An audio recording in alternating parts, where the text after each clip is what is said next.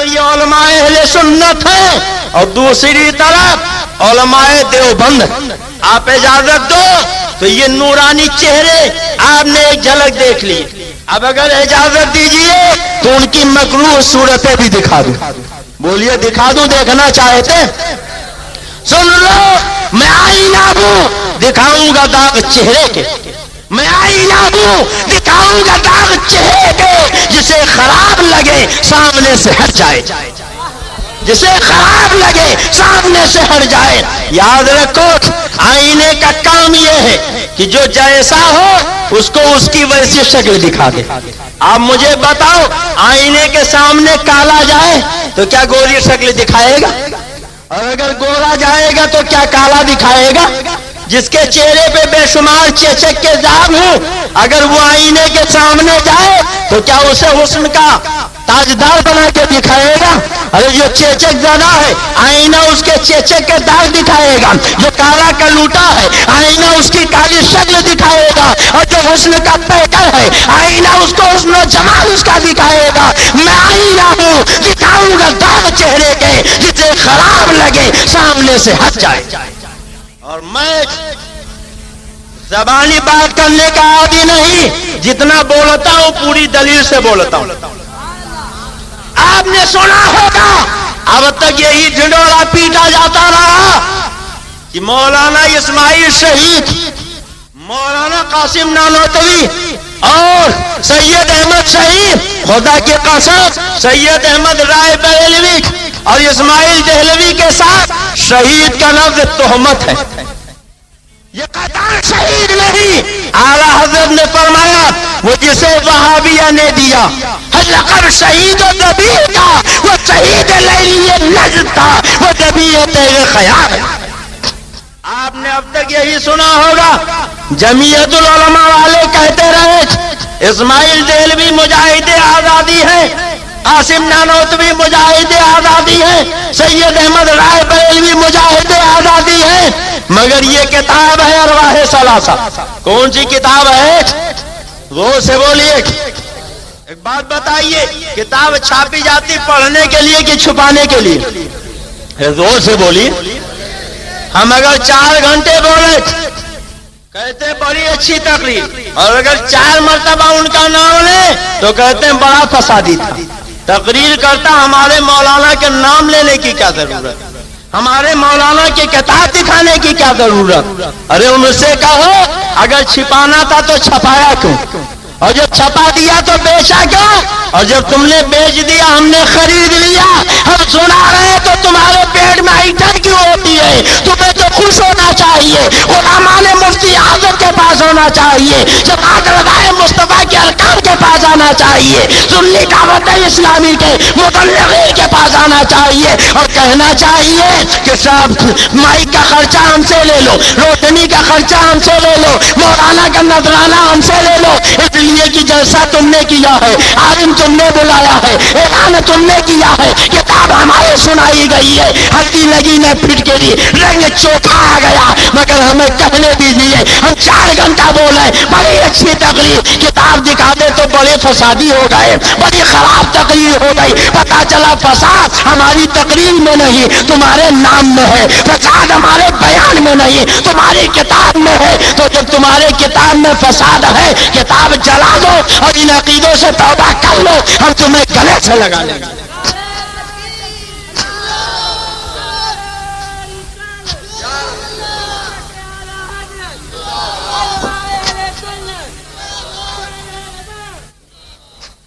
حضرات یہ کتاب ہے, کون سی کتاب ہے؟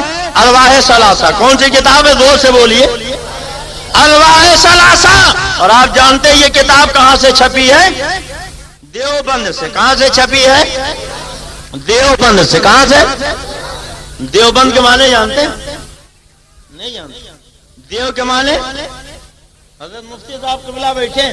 دیو کے معنی ہوتے ہیں بھوت. کیا ہوتے ہیں؟ اور بند کے معنی تو آپ جانتے ہی. اچھا ایک بات بتاؤ, اگر دربے میں آپ مرغی بند کرو گے کھولو گے تو مرغا نکلے گا, اور بطخ بند کرو گے تو کبوتر نکلے گی. بولو جو بند ہوگا جب کھلے گا تو وہی نکلے گا کہ نہیں؟ اب جہاں دیوبند ہوگا جب کھلے گا تو کیا نکلے گا؟ یہ ہمارے علماء نہیں کہتے. سنو فاضل دیوبند ہیں مولوی عامر عثمانی، وہ کہتے ہیں دغا کی دال ہے، یاجوج کی ہے یا اس میں. آج تو دنیا بہت ترقی کر گئی، کوئی مکسچر پینا چاہیے، کوئی ٹیبلٹ لینا چاہیے تو پہلے فارمولا دیکھتے ہیں یہ مکسچر کس کس چیز سے بنا ہے. وہ لوگ دیکھتے ہیں کہ نہیں دیکھتے؟ تو دیوبند کا فارمولا کیا ہے؟ اجازت دو تو مالے گاؤں والے بتا دوں. بولیے بتا.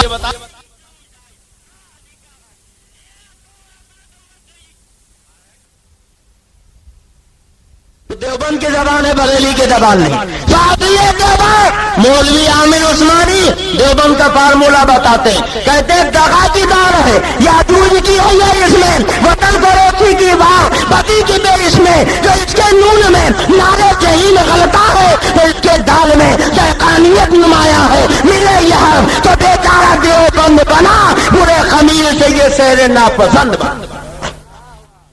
کہتے ہیں دغا کی دال، یاجوج کی یہ، وطن فروشی کی واہ.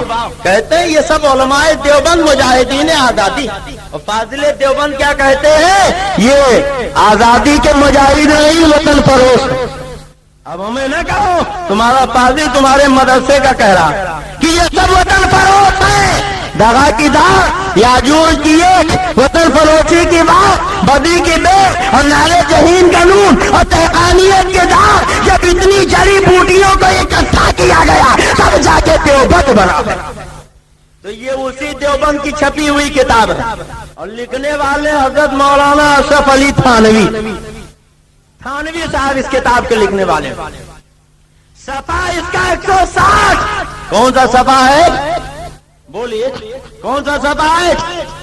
160. اب دیکھیے اس میں لکھا ہے سید صاحب نے پہلا جہاد سید احمد رائے بریلوی یار محمد خان حاکم یاغستان سے کیا تھا. اب بولو یار محمد خان کسی انگریز کا نام ہوگا؟ بولیے ارے زور سے بولیے، زور سے بولیے. صبر کا پاؤں رکھنا میں قدے میں شیخ جی صاحب، صبر کا پاؤں رکھنا میں قدے میں شیخ جی صاحب. یہاں پگڑی اچھلتی ہے اسے میں خانہ کہتے ہیں. تم کہتے ہو یہ مجاہدین آزادی تھے، ہندوستان کی آزادی کے لیے انگریزوں سے لڑے. مگر یہ تھانوی جی کیا لکھ رہے ہیں؟ دیوبند کیا کہہ رہا ہے کہ سید احمد رائے بریلوی نے انگریز سے نہیں یار محمد حاکم افغانستان سے جہاد کیا. بولو کس سے کیا؟ زور سے بولو. اب بولو مسلمان سے لڑنا جہاد ہوگا؟ بولیے جہاد ہوگا. اور جب مسلمان سے کوئی لڑے اور اس کے ہاتھ مارا جائے تو وہ شہید ہوگا کہ قتیل ہوگا؟ بولو کیا ہوگا؟ قتیل ہوگا. کتنی بڑی تہمت ہے. اور سنو اسی میں کہتے تھے پھر کچھ عرصہ کے بعد کالک سنگھ کسر رنجیت والیہ لاہور سے آئی ہوئی جس میں بہت سے مجاہدین مارے گئے. حضرت مولوی محمد اسماعیل صاحب اور مولوی محمد حسن صاحب بھی وہی شہید ہوئے. یعنی کہتے یار محمد سے لڑے اور ایک سکھ سے لڑے. اب بتاؤ جو یار محمد سے لڑا ہو اور سکھ سے لڑا ہو اگر مارا جائے تو وہ مجاہد آزادی کیسے ہو جائے گا؟ اگر مجاہد آزادی کہنا ہے تو پہلے اربعہ ثلاثہ میں آگ لگاؤ، دیوبند کی اس کتاب کو جلاؤ اور یہ اعلان کرو ہم اس کتاب کو نہیں مانتے تھے، تب اس کے بعد کہنا کہ ہمارے مولانا مجاہد آزادی ہے. قیامت آ جائے گی مگر اس کتاب میں آگ نہیں لگا سکتے. یہ تھانوی جی کی کتاب ہے، دیوبند کی کتاب ہے جو یہ اعلان کر رہی ہے کہ ان لوگوں نے انگریزوں سے نہیں بلکہ مسلمانوں سے لڑائی کی. اور کس لیے لڑائی کی؟ اگر اجازت دیجیے تو وہ بھید بھی کھول دو. بولیے کھول دو. سننا چاہتے تھے یہی کتاب ہے صفحہ 161. کون سا صفحہ ہے؟ 161. کہتے تیسرے ایک شخص نے بیان کیا کہ سید صاحب کو ڈھونڈتے ڈھونڈتے ہم ایک گاؤں میں ایک جگہ اترے. وہاں دریافت کرنے سے معلوم ہوا کہ یہ قبر جو ڈھائی ہوئی تازہ پڑی ہے اس کو سید صاحب ابھی ڈھوا کر گئے ہیں. کہتے سرحد کے قریب ہم جو سید صاحب کو ڈھونڈتے ڈھونڈتے گئے تو وہاں دیکھا کہ کچھ تازہ قبریں خود ہی پڑی.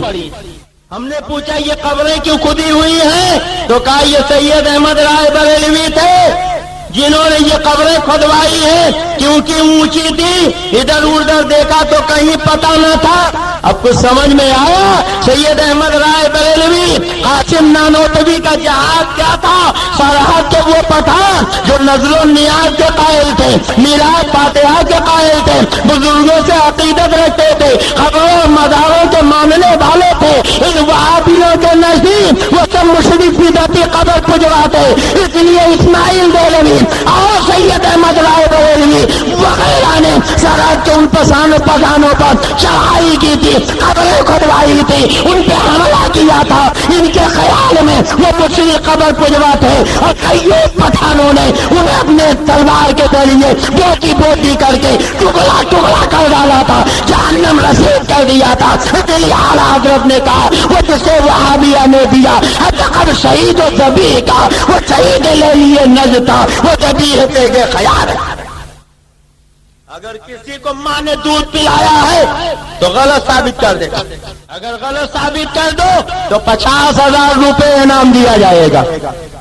اور جو چور کی سزا وہ مصطفیٰ کی، اسلام نے چور کی سزا یہ متعین کی کہ دونوں ہاتھ کٹوا دیے جائیں۔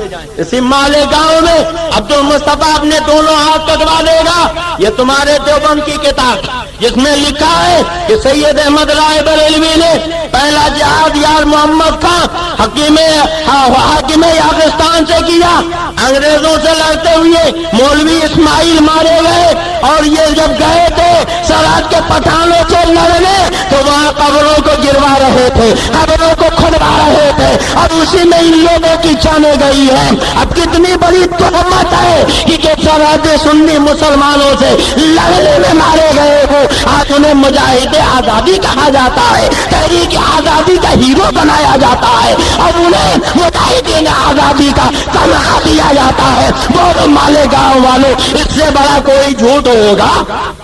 بولو جھوٹ ہے کہ نہیں ہے؟ اور اگر اجازت دیجیے تو اس سے زیادہ واضح بات بتا دوں۔ بولیے بتا دوں؟ سننا چاہتے ہیں کہ نہیں سننا چاہتے ہیں؟ یہ دیکھیے کتاب ہے، کتاب کا نام ہے تذکرۃ الرشید۔ کیا نام ہے؟ وہ سے بولیے۔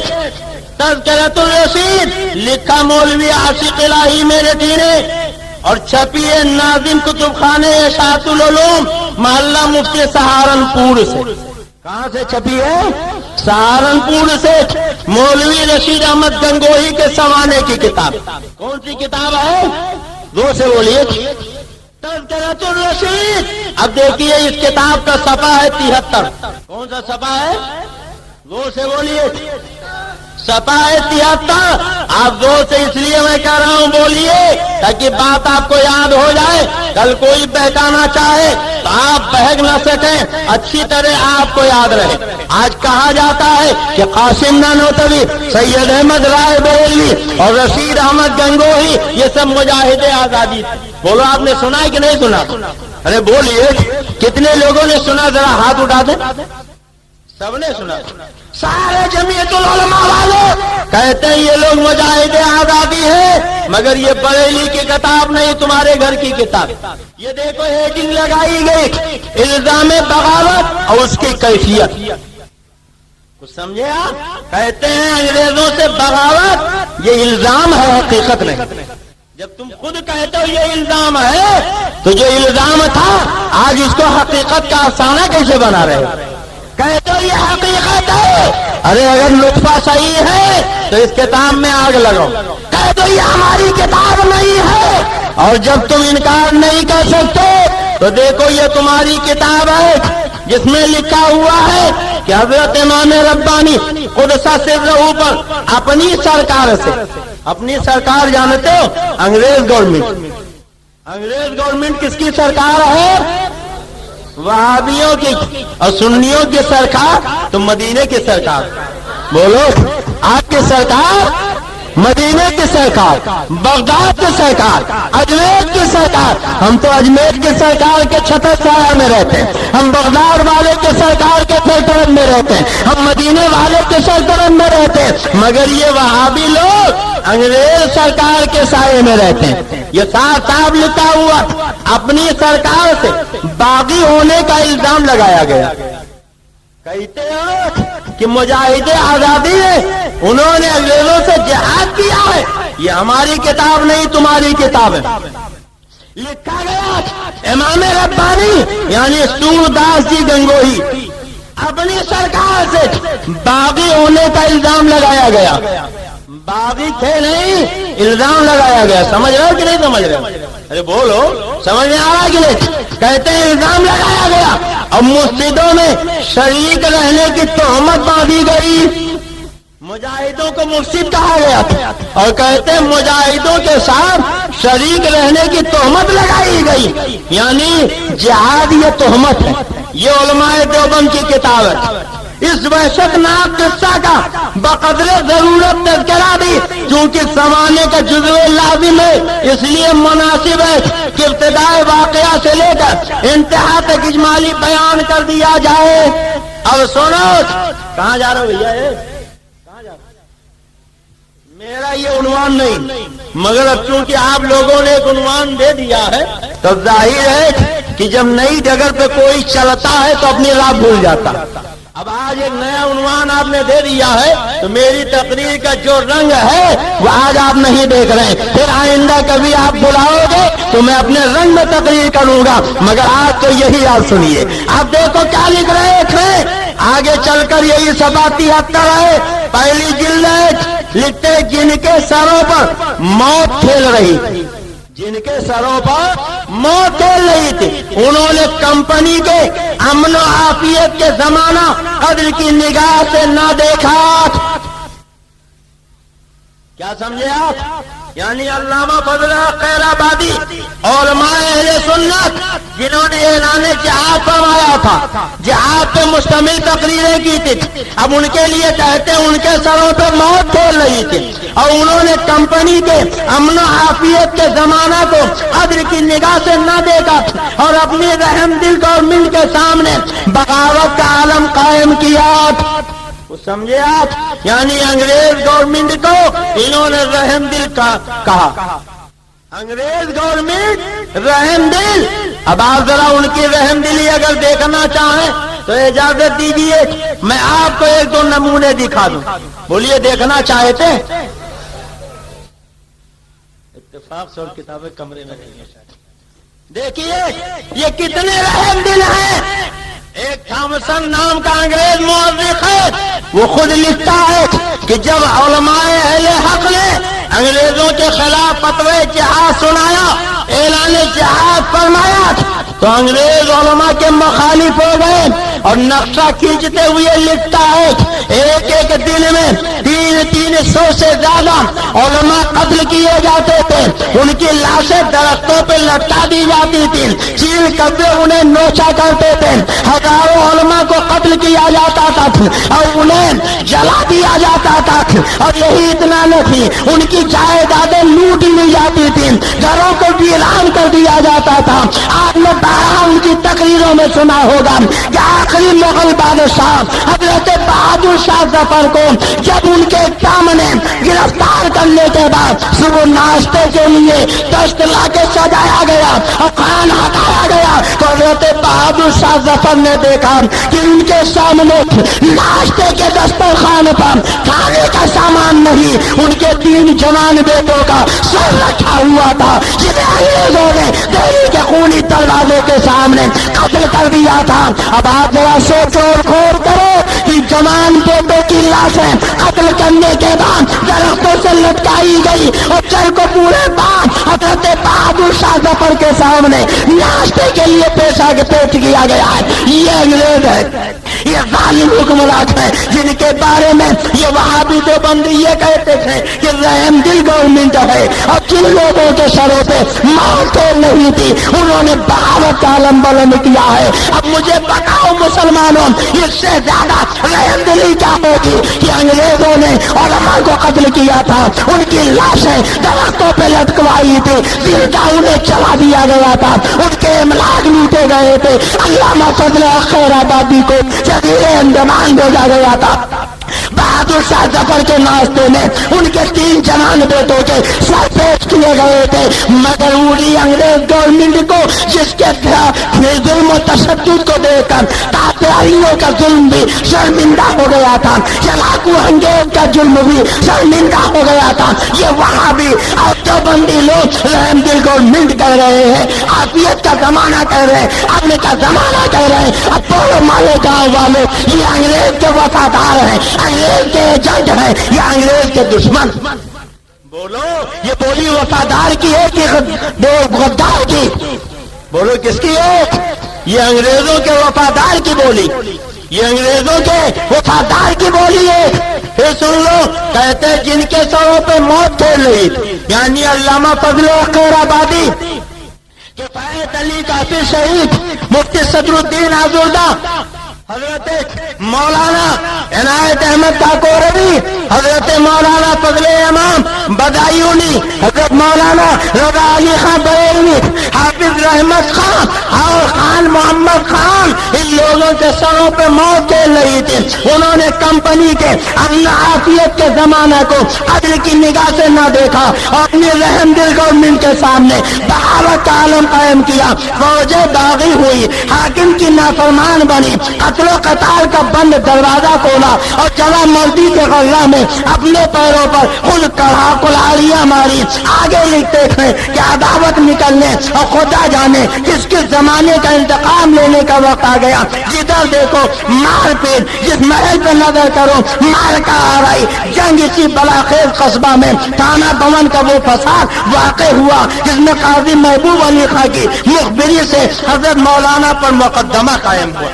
अब देखो, जब मुकदमा कायम हुआ तब क्या हुआ, आगे सुनो। इसी किताब के 74 पे लिखा गया, बजरिए इश्तिहार इत्तला दे दी कि अपनी अपनी हिफाजत हर शख्स को खुद करनी चाहिए। इसलिए आज चूंकि हमारे दीनी सरदार हैं, इसलिए दुनियावी नज़्म हुकूमत का भी बार अपने सर पे रखें। अमीरुल मोमिनीन बनकर हमारे कविये को चुकाया करें, इसमें शक नहीं कि आला हजरत को उनकी दरख्वास्त के मुताबिक उनके सरों पे हाथ रखना पड़ा। आपने दीवानी फौजदारी के जुमला मुकदमात शरई के या आला हजरत से मुराद बरेली के आला हजरत नहीं बल्कि देवबंद के आला हजरत हैं। और आगे लिखा कि चंद लोग काजी शरा बनकर फैसल फरमाए, इसी ने मुफ्सिदों में शरीक होने की राह चलाई और मुखबिरों को झूठी सच्ची मुखबरी का मौका दिया। हजरत इमाम रब्बानी 10 बरस हुए आला हजरत को अपने दीन दुनिया का सरदार बना चुके थे।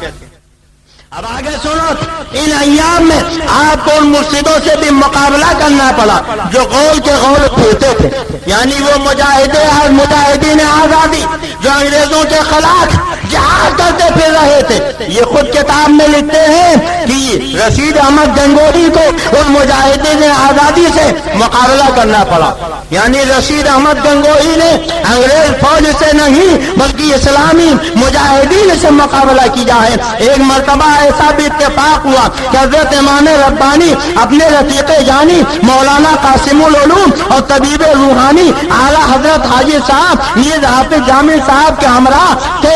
बंदूकियों से मुकाबला हो गया। ये नबुर्द आजमा दलेर जत्था अपनी सरकार, यानी गवर्नमेंट जो इनकी सरकार थे, समझ रहे हो कि नहीं समझ रहे हो?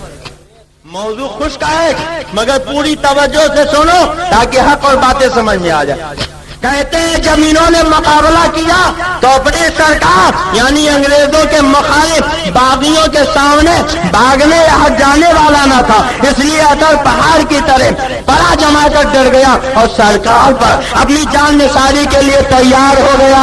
यानी अंग्रेज गवर्नमेंट पर ये लोग अपनी जान देने के लिए तैयार हो गए। वहां चंद फकीर हाथों में तलवारें लिए जम्मे गफीर बंदूकियों के सामने ऐसे जमे रहे गोया जमीन ने पांव पकड़ लिए हैं। चुनांचे आप पर पैर रखी और हाफिज जामिल साहब रहमतुल्लाह अलैह बेरे नाक गोली खाकर शहीद हो गए। पता चला ये लोग अंग्रेजों से लड़ाई में नहीं मारे गए बल्कि मुजाहिदीन जंग आजादी की लड़ाइयों से मारे गए हैं। ये लोग मुजाहिद आजादी नहीं है बल्कि ये लोग अंग्रेजों के पिट्ठू है, अंग्रेजों के एजेंट है, अंग्रेजों के तनख्वाहदार मुलाजिम है जो अंग्रेजों के हुकूमत की हिफाजत के लिए मुजाहिदीन आजादी से जंग करते। رہے ہیں.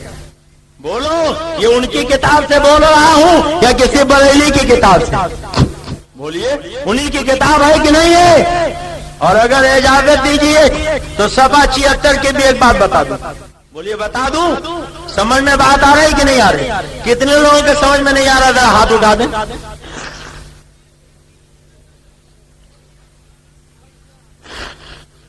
آپ لوگوں کے سمجھ میں نہیں آ رہا؟ تو دیکھیے یہی کتاب تذکرۃ الرشید ہے اور صفحہ ہے 76. کون سا صفحہ ہے؟ دیکھیے لکھا جب بغاوت و فساد کا قصہ شروع ہوا اور رحم دل گورنمنٹ کی حکومت نے انگریز کو کیا لکھا؟ رحم دل. اب اس سے زیادہ رحم دلی کیا ہوگی کہ علماء کی لاشوں کو چیل کوے سے درختوں پہ لٹکا کے نچوایا جا رہا ہے، مسجدوں میں گھوڑے باندھے جا رہے ہیں، مسلمانوں کا قتل عام ہو رہا.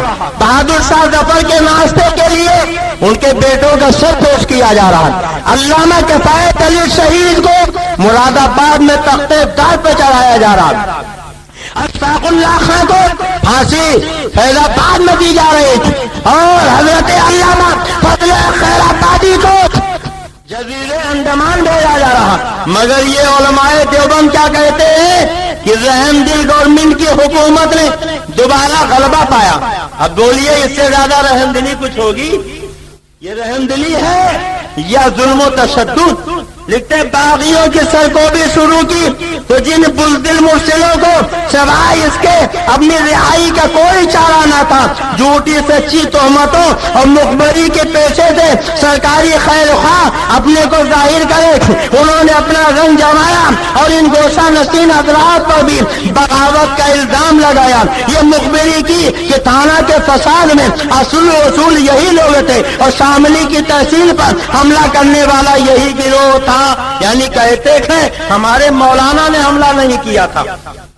اب صفحہ 79 کی عبارت سنو جس سے بالکل حق واضح ہو جائے گا، دودھ کا دودھ اور پانی کا پانی ہو جائے گا. دیکھیے یہ کہتے ہیں ہر چل کی یہ حضرات حقیقتاً بے گناہ تھے. کیا مطلب؟ یعنی انہوں نے انگریزوں سے جہاد نہیں کیا تھا، 100% بے گناہ تھے، مگر دشمنوں کی آوا گوئی نے ان کو باغی و مفسد و مجرم سرکاری خطابات ٹھہرا رکھا تھا. اس لیے گرفتاری کی تلاش تھی مگر حق تعالیٰ کی حفاظت برسر تھی، اس لیے کوئی آنچ نہ آئی. اور جیسا کہ آپ حضرات اپنی مہربان سرکار کے دلی خیر خواہ تھے. بولیے اب کچھ ڈھکا چھپا رہ گیا؟ بولیے کچھ رہ گیا؟ اب ان سے کہو کہ کتنی بڑی تہمت اپنے دیوبندی مولویوں پہ تم باندھتے ہو. کہتے ہو جنگ آزادی میں علماء دیوبند کا حصہ، علماء دیوبند کی قربانی، اور کتاب کہہ رہی ہے کہ یہ لوگ تو اپنی مہربان سرکار کے دلی خیر خواہ تھے.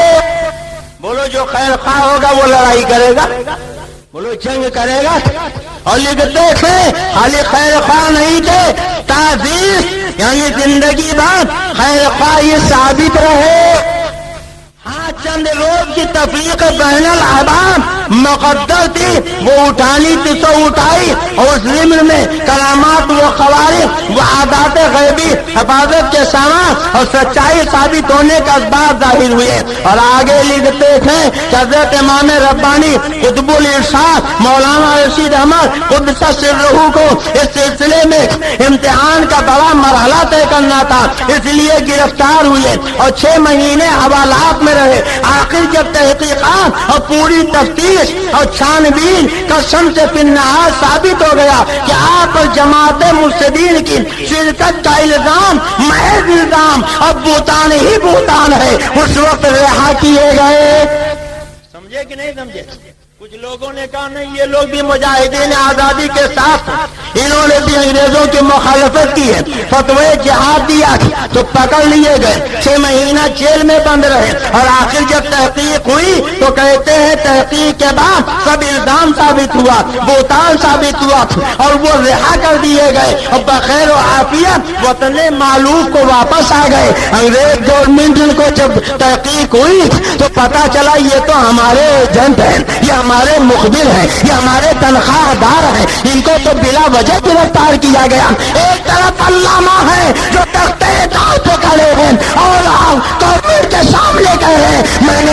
کا فتوا دیا ہے، جان لینا چاہے تو لے لو، مجھے جزیرے انڈمان بھیجنا چاہے تو بھیجو، پھانسی کا پنکھا گلے میں ڈالنا چاہے تو ڈالو۔ اور دوسری طرف یہ ہے کہتے ارے تحقیق کر لو، میں نے جب کبھی انگریز کی مخالفت نہیں کی ہے تو تمہاری گرفتاری سے کیا ہوتا ہے، ہم کو تو رہا ہو ہی جانا ہے۔ اور پھر دنیا نے دیکھا کہ یہ رہا ہو گئے اور جو الزام تھا وہ الزام رہا، وہ اب پتا چلا یہ علماء دیوبند ہے جنہوں نے انگریزوں کی مخبری کی ہے، انگریزوں کی ایجنٹی کی ہے، انگریزوں سے تنخواہ لیا ہے، انگریزوں کی حمایت میں مجاہدین سے جنگیں کی ہے، انگریزوں کے خلاف انہوں نے کبھی تلوار نہیں اٹھائی۔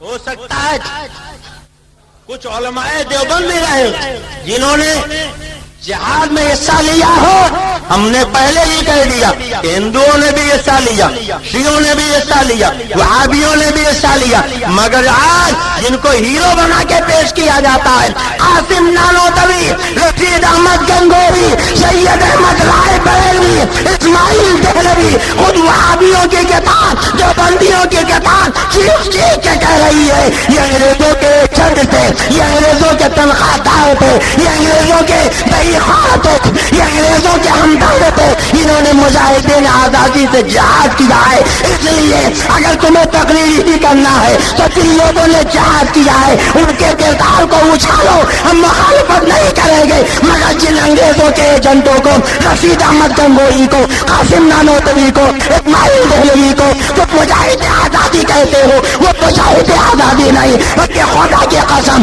وہ تو انگریزوں کے ایجنٹ تھے، انگریزوں کے تنخواہ دار تھے، انگریزوں کے بے اقرار تھے، انگریزوں کے حامی۔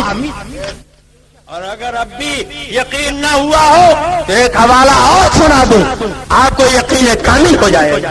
بولیے سنا دوں؟ سننا چاہتے کہ نہیں سننا چاہتے؟ یہی کتاب ہے اور صفحہ ہے 80۔ کون سا صفحہ ہے؟ زور سے بولیے۔ اسی کتاب کا صفحہ ہے 80۔ دیکھیے لکھتے ہیں رشید احمد صاحب، میں جب حقیقت میں سرکار کا فرما بردار رہا ہوں، سرکار سے مراد مدینے والے، بولو مدینے والے نہیں، انگریز، تن کے گورے مل کے کالے، مسلمانوں کے قاتل، ہندوستان کے دشمن، ان کو یہ کیا کہتے ہیں؟ جب میں حقیقت میں سرکار کا فرما بردار رہا ہوں تو جھوٹے الزام سے میرا بال بھی بیکا نہ ہوگا، اور اگر مارا بھی گیا، جملہ سنو، کہتے تھے اگر مارا بھی گیا تو سرکار مالک ہے، معاذ اللہ، دو جگہ یہ معاذ اللہ، سرکار یعنی انگریز مالک ہے، اسے اختیار ہے، یعنی انگریز مالک بھی ہے، مختار بھی ہے، اور جو چاہے کرے۔ تین جملے ذہن میں رکھیے، انگریزوں کے لیے کیا کہہ رہے ہیں؟ یہ ان کے امام ربانی کہ انگریز مالک بھی ہے، انگریز مختار بھی ہے، انگریز جو چاہے کرے، انگریز سرکار ہے، اور کہتے ہیں اپنا تو بال برابر بھی فکر نہ تھا، البتہ جب مفارقت کا احباب کا سما بن جاتا تو آپ کی زبان پہ یہ قطع آ جاتا۔ اب آپ ذرا غور کریں، اس میں کتنی بات بتائی۔ انہوں نے کہا انگریز سرکار ہے، انگریز مالک ہے، انگریز مختار ہے، اور اگر مارا گیا تو بال برابر بھی فکر نہیں، انگریزوں کی ایجنٹی میں مارے جائیں، انگریزوں کی چاپلوسی میں مارے جائیں، انگریزوں کی حمایت میں مارے جائیں تو کہتے ہیں بال برابر فکر نہیں ہے۔ اب آپ ذرا غور کریں اور سوچیں، کہتے ہیں انگریز مالک و مختار ہے، جو چاہے کرے، اور اسی کتاب کا صفحہ 85 پہ لکھا۔ ایک مرتبہ لوگوں نے پوچھا رشید احمد تم نے مفسدوں کا ساتھ دیا اور فساد کیا؟ آپ جواب دیتے ہیں ہمارا کام فساد نہیں، نہ ہم مفسدوں کے ساتھی، کبھی دریافت ہوتا تم نے سرکار کے مقابلے میں ہتھیار اٹھائے؟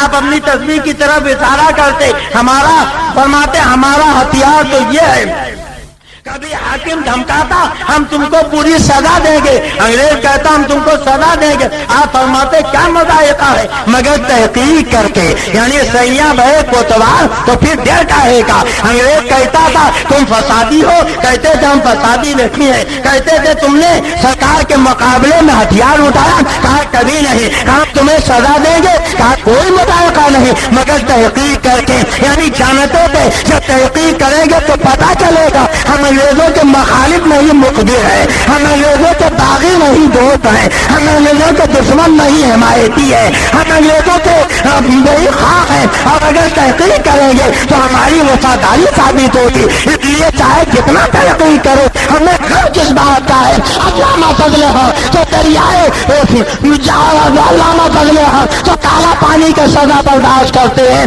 بہادر شاہ تھا تو تختے ان کے بیٹوں کو شہید کیا جاتا ہے، کہ قائد علی شہید کو شہید کیا جاتا ہے، مگر یہ اطمینان سے بیٹھے ہیں کہ ہمیں کچھ نہ ہوگا، اس لیے کہ ہم تو زندگی بھر انگریز کے وفاداری کرتے رہے۔ کیوں ہمیں انگریز کا دشمن کہتے ہو؟ کاہے کو کہتے ہو؟ اب مجھے بتاؤ، جو زندگی بھر انگریزوں کی رچنٹ کرے، اگر انہیں وفادار ثابت کیا جائے تو مفتی اعظم کے غلاموں کو، جماعت رضائے مصطفیٰ والوں کو، یہ مفتی اعظم کے ماننے والوں کو تکلیف ہوگی کہ نہیں ہوگی؟ کو بتائیں کہ رشید احمد گنگوہی، اسماعیل دہلوی، سید احمد رائے بریلوی، قاسم نانوتوی یہ مجاہد آزادی نہیں بلکہ انگریزوں کے ایجنٹ ہیں۔ انہوں نے انگریزوں سے جہاد نہیں کیا بلکہ مجاہدین آزادی سے انہوں نے جنگ کیا ہے، اور یہ مجاہدین آزادی کے مخالف ہے۔ انہیں انگریزوں کی طرف سے حمایت حاصل نہیں، انگریزوں کی طرف سے وظیفہ اور اگر اجازت دیجیے تو ایک بڑی تلخ عبارت سنا۔ بولیے سنا دو، سننا چاہتے؟ میں نے کہا تھا 3 جملے یاد رکھیے گا، 3 جملے یاد رکھیے۔ کیا وہ بھیا جا رہے ہیں کہاں؟ ارے بڑی محنت سے میں بول رہا ہوں، جائیے نہیں۔ یہ دیکھیے 87 کی عبارت میں نے سنایا کہ جب میں حقیقت میں سرکار کا فرما بردار رہا ہوں تو جھوٹے الزام سے میرا بال بھی بیٹا نہ ہوگا، اگر مارا بھی گیا، جملہ یاد رکھیے، مولوی رشید احمد گنگوہی جنہیں مجاہد آزادی کہتے ہیں، وہ کہتے ہیں اگر مارا بھی گیا تو سرکار مالک ہے، یعنی انگریز کا نام نہیں لیتے، سرکار کہتے ہیں۔ کیا کہتے ہیں؟ زور سے بولو۔ سرکار مالک ہے، اسے اختیار ہے، جو چاہے کرے۔ انگریز سرکار ہے، انگریز مالک ہے، انگریز مختار ہے، انگریز جو چاہے کرے۔ کتنی باتیں کہی؟ زور سے بولیے۔ انگریز کیا ہے؟ سرکار۔ بولیے کیا ہے؟ انگریز مالک ہے، انگریز مختار ہے، انگریز جو چاہے وہ کرے۔ مگر یہ دیکھو، ایک کتاب ہے تقویۃ الایمان۔ کون سی کتاب ہے؟ غور سے بولیے۔ تقویۃ الایمان، یہ کتاب مولوی اسماعیل دہلوی نے لکھی، علی میاں نے حاشیہ چڑھایا، اور ندوہ کے نصاب میں یہ کتاب شامل۔ جب تک پڑھا نہیں دی جاتی فضیلت کی ڈگری نہیں دی جاتی۔ اور اسی کتاب کا صفحہ ہے 89۔ کون سا صفحہ ہے؟ غور سے بولیے۔ 89۔ دیکھو کیا لکھا، جس کا نام محمد یا علی ہے وہ کسی چیز کا مختار نہیں۔ معاذ اللہ، زور سے بولو معاذ اللہ، سارا منا بولے معاذ اللہ۔ اب دیکھو جس کا کہاں بولتے، جن کا کہاں بولتے۔ اگر کسی اپنے سے بڑے کا نام لینا ہو تو جن کا بولیں گے۔ مثلا ہم حضرت علامہ مفتی واجد علی صاحب کا نام لینا چاہیں تو کہیں گے جن کا نام مفتی واجد علی، یہ ہم سے عمر میں بڑے، علم میں بڑے، فضل میں بڑے، کمال میں بڑے۔ جب کسی کو اپنے سے بڑا بتانا ہو تو بولو کیا بولو گے؟ جن کا۔ بولو کیا بولو گے؟ اور اگر عبد اللطیف کا نام لینا چاہیں تو ہم سے عمر میں چھوٹے، ہم کہیں گے جس کا نام عبد اللطیف ہے۔ تو گویا کسی کو اپنے سے چھوٹا بتانا ہو تو کیا بولیں گے؟ زور سے بولیے۔ جس کا۔ اب دیکھو ظالم نبی کے اختیار کا انکار کرتا تھا، اور جن کا نہیں لکھتا، جس کا لکھتا ہے، یعنی جن جملوں میں اختیار کا انکار کیا اس میں توہین ہے مدینے والے آقا کی۔ اب دیکھو اپنے انگریز گورنمنٹ کا نام لکھا تو نام نہیں لکھا، سرکار لکھا کہ سرکار مالک ہے، سرکار مختار ہے، اور مدینے والے سرکار کا نام لکھا تو جن کا نہیں لکھا، لکھا جس کا نام محمد یا علی ہے۔ اور پھر ذرا کہنے دیجئے 1000 بار میں گویم دہن دے مشکل گلا روز نام تو گفتن کمال بے عربی ہم ہزاروں مرتبہ مجھ کو گلاب سے کنیاں کریں پھر بھی اے اللہ کے پیغمبر اگر آپ کا نام لیں تو کمال بے عربی تھے نبی کا مقام تو یہ ہے کہ پورا قرآن آپ پڑھا لیے اللہ تعالیٰ نے اپنے نبی کو یاد کیا تو کہیں یا محمد کہہ کے نہیں یاد کیا ہے جب اللہ نے اپنے نبی کو یاد کیا ہے چہرے سے زلفیں ہٹائی وہ دعا کہہ دیا چہرے پہ زلفیں بکھیری وہ نہیں سجا فرما دیا کالا کمبل اوڑھا یا المسلمین فرما دیا چادر نے بیٹی یا المتصل فرما دیا اور اللہ نے جب اپنے نبی کو یاد کیا ہے تو کہیں یا نبی کہا کہیں یا رسول کہا کہیں نور مبین کہا کہیں رحمت للعالمین کہا ذرا سوچو یہ خدا نے پیدا کیا ہے وہ اپنے نبی کو یاد کرتا ہے تو کس محبت سے یاد کرتا ہے یا نبی انا رسولناک شاہد البشرۃ ونذیرا داعیا الی اللہ باذنہ وسراجا منیرا۔ اے مالے گاؤں کے غیور مسلمانوں یہ دیکھو تمہارے آقا ہے تمہارے پیغمبر ہے تمہارے نبی ہے ان کا خدا جس نے پیدا کیا ہے وہ اپنے نبی کو یا محمد کہہ کے نہیں پکارا تھا چہرے سے دل سے ہٹائے وہ دعا کہہ کے پکارا اور لیلا سجا کہہ کے یاد کیا رحمت للعالمین کہا نور مبین کہا طٰہٰ کہا یاسین کہا بشیر النذیر کہا سراج المنیر کہا داعی کہا رحمت للعالمین کہا مگر یہ امتی کہلانے والا ساری خدائی کے آقا کا نام لکھتا ہے جماعت نہیں لکھتا سیدھے لکھتا ہے جس کا نام محمد علی ہے وہ کسی چیز کا مالک و مختار نہیں مالے گاؤں والے یا تم مصطفیٰ کی توہین نہیں جس پیغمبر کا تم کلمہ پڑھتے ہو اس نبی کی توہین ہے اور وفادار امتی کا کلیجہ طرف جانا چاہتا بولو اس میں تمہارے نبی کی توہین ہے کہ نہیں ہے بولو ہے کہ نہیں ہے تم نے وفادار ماؤں کی گودوں میں پرورش پائی تمہارے باپ نے تمہاری پرورش کی تھی ماؤں نے دودھ کے ساتھ تمہیں گٹی میں پلایا تھا خون میں نہاؤ زخم چاہو تو پیدا کرو جب وقت آئے دیپے تو یہ حق ادا کرو ایک مرد مومن تو یہ اعلان کرتا ہے کہ جان مانگو تو جان دیں گے جو مال مانگو تو مال دیں گے کبھی نہ ہوگا یہ ہم سے ہار گے نبی کا چاہو جلال دیں گے زمانہ کچھ کہے دیوانے اپنی جان دے دیں گے مگر دامن نہ چھوڑیں گے تمہارا یا رسول اللہ بولو ہمارے گاؤں کے غیور مسلمان یہ نبی کا دشمن ہے کہ نہیں ہے بولو رسول کے غدار ہے کہ نہیں ہے اب اگر نبی کے ہاتھوں کوثر کا جام پینا ہے نبی کے ذریعے جنت میں جانا تو بولو ان غداروں سے سلام کرو گے اگر یہ سلام کریں تو جواب دو گے یہ مسلح پر ان کے پیچھے نماز پڑھو گے ایسے نبی کے دشمنوں کی لڑکیاں لاؤ گے انہیں اپنی لڑکی دو گے اور شادی بیاہ میں ان کو کھلاؤ گے اور جو لوگ انہیں دعوت دے ان کے ساتھ بیٹھ کے ٹانگیں نوچو گے یاد رکھو یہ نبی کے دشمن رسول کے غدار ہیں تولا بے تولا نیست ممکن محبت عداوت کے بغیر ممکن ہی نہیں ہو سکتا ہے کل مالے گاؤں کے چوراہے پر کوئی عبداللطیف کا بازو پکڑے کہ عبداللطیف عبد المصطفیٰ مالے گاؤں والوں کو بہکا گیا ہمارے علماء دیوبند تو وہ ہے جو اللہ کے سوا کسی کی تعریف نہیں کرتی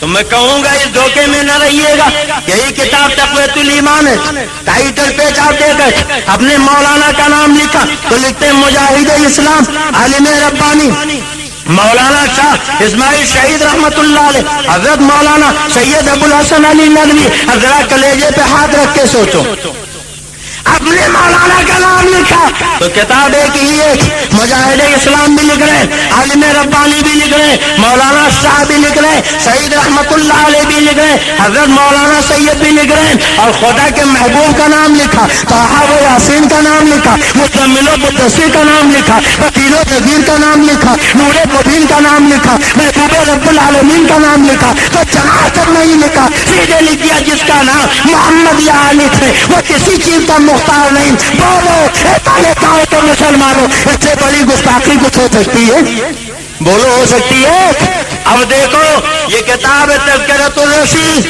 انگریز کو لکھنا ہوا تو انگریز کا نام نہیں لکھا سرکار لکھا کیا لکھا سرکار لکھا اور لکھا انگریز مختار ہے اور مدینے والی سرکار کا نام لکھا تو جناب تک نہیں لکھا, نام کے بعد کچھ نہیں لکھا, مولا علی کے نام کے پہلے کچھ نہیں لکھا, نام کے بعد کچھ نہیں لکھا, سیدھے لکھا جس کا نام محمد یا علی ہے وہ کسی چیز کا مختار نہیں. انگریز کو لکھا مالک بھی ہے, انگریز مختار بھی ہے, انگریز جو چاہے کرے, اور مدینے والے آقا نہ مالک ہے نہ مختار ہے نہ کچھ کر سکتے تھے. اب مجھے بتاؤ جو جس کا کھاتا اسی کا گاتا ہے, ہم مدینے والے کا کھاتے ہیں تو مدینے والے کو مالک بھی کہتے ہیں مختار بھی کہتے ہیں, اور تم نے انگریزوں کا کھایا ہے تو انگریزوں کو سرکار بھی کہتے ہو, انگریزوں کو مالک بھی کہتے ہو, انگریزوں کو مختار بھی کہتے ہو, انگریزوں کے لیے کہتے ہو جو چاہے کرے ہمیں کہنے دو, انگریزوں کی ملکیت تمہیں مبارک ہو, انگریزوں کی مختاری تمہیں مبارک ہو, ہم مدینے والی سرکار ہمیں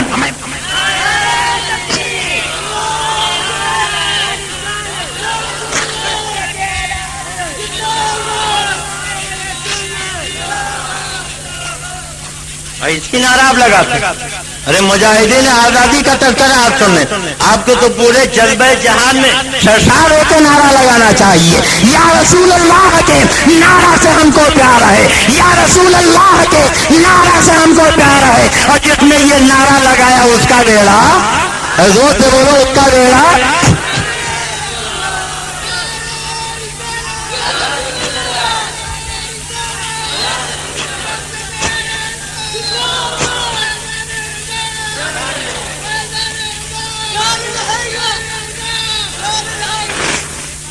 کیا لکھا جس کا نام محمد علی ہے وہ کسی چیز کا مختار نہیں. اور یہی کتاب تقویت الایمان ہے, صفحہ 126 ہے. کون سا صفحہ ہے؟ زور سے بولیے. 126 لکھتا ہے اسماعیل دہلوی, یہ ندوہ کے نصاب کی کتاب ہے. پوری ذمہ داری سے بول رہا ہوں, جانے کی ضرورت نہیں ہے. اگر ایک جملہ بھی غلط بولوں تو عبد المصطفیٰ کی کلائی تھام لو. میں آئینہ ہوں, دکھاؤں گا داغ چہرے کے, جسے خراب لگے سامنے سے ہٹ جائے اور کہنے دیجیے ڈوبتی ہوئی آنکھوں کو برا لگتا ہے سورج, ڈوبتی ہوئی آنکھوں کو برا لگتا ہے سورج, اور بیمار زبانوں کو برا لگتا ہے پانی. جسے ملیریا کا بخار ہو جائے بولو اسے پانی اچھا لگے گا, دودھ اچھا لگے گا, کہے گا آپ کی بڑا کڑوا, بولو کہے گا کہ نہیں. تو جس کے عقیدے میں بخار آ جائے, ایمان میں بخار آ جائے, اسے یہ باتیں اچھی لگیں گی. دیکھو کیا لکھا صفحہ 126 پر کہ سارا کاروبار جہان کا اللہ ہی کے چاہنے سے ہوتا ہے, رسول کے چاہنے سے کچھ نہیں ہوتا. معاذ اللہ, زور سے بولو معاذ اللہ, سارا مجمع بولو معاذ اللہ. یہ دیکھو لکھا صاف صاف رسول کے چاہنے سے کچھ نہیں ہوتا. اور تذکرۃ الرشید کے صفحہ کون سا صفحہ ہے؟ 80. کون سا صفحہ ہے؟ 80 پہ کیا لکھا کہ دیکھو یہ لکھتے ہیں کہ سرکار مالک ہے, اسے اختیار ہے جو چاہے کرے, رسول کے چاہنے سے کچھ نہیں ہوتا, اور انگریز جو چاہے کرے. معاذ اللہ, زور سے بولو معاذ اللہ, سارا مجمع بولو معاذ اللہ. کہتے ہیں سرکار کے چاہنے سے کچھ نہیں ہوتا, انگریز جو چاہے کرے. میں نے کہا تھا 4 باتیں یاد رکھیے. کتنی باتیں؟ ایک تو یہ کہ انگریز کو سرکار کہا, نبی کے نام کے پہلے چناب تک نہ لگایا. دوسرے یہ کہ نبی کے مالک ہونے کا اختیار کیا, اسی کتاب میں لکھا اللہ کے سوا کسی کو مالک نہ جانیو. اور دوسرے یہ کہ جس کا نام محمد یا علی وہ کسی چیز کا مختار نہیں, یعنی نبی کو لکھا مالک بھی نہیں, نبی کو لکھا مختار بھی نہیں, نبی کو سرکار جناب تک نہیں لکھا, تو نبی کے لیے سرکار بھی نہیں, نبی کے لیے جناب بھی نہیں, نبی کے لیے مالک بھی نہیں, نبی مختار بھی نہیں. اور لکھا رسول کے چاہنے سے کچھ نہیں ہوتا, مگر انگریز سرکار بھی ہے, انگریز مالک بھی ہے, انگریز مختار بھی ہے, انگریز جو چاہے وہ کرے. اب بولو اے مالے گاؤں والے, اس سے زیادہ اور رسول دشمنی کی کوئی مثال ہوگی؟ بولو ہوگی؟ کہتے ہیں انگریز مالک ہے جو چاہے کرے.